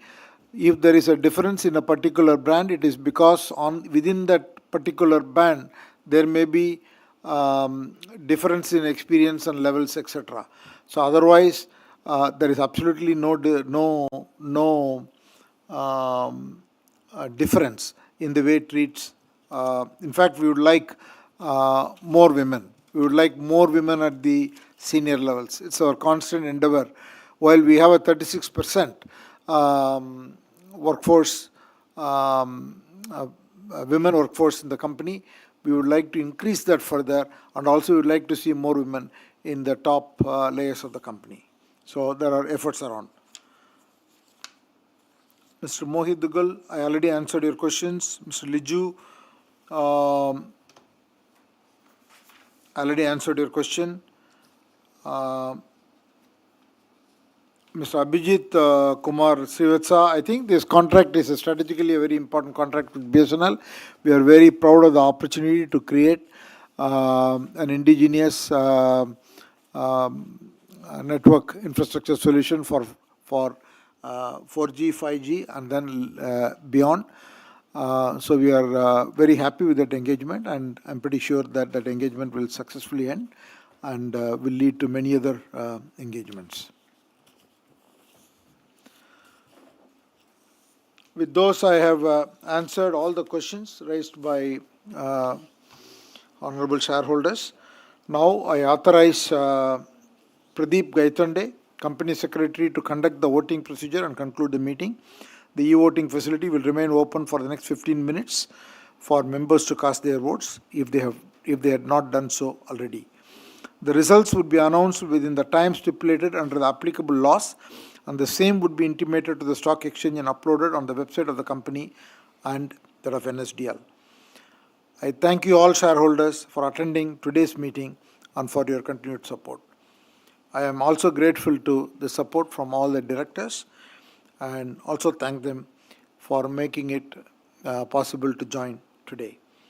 With your consent, I, the management team, and other board members would now say goodbye and leave the meeting.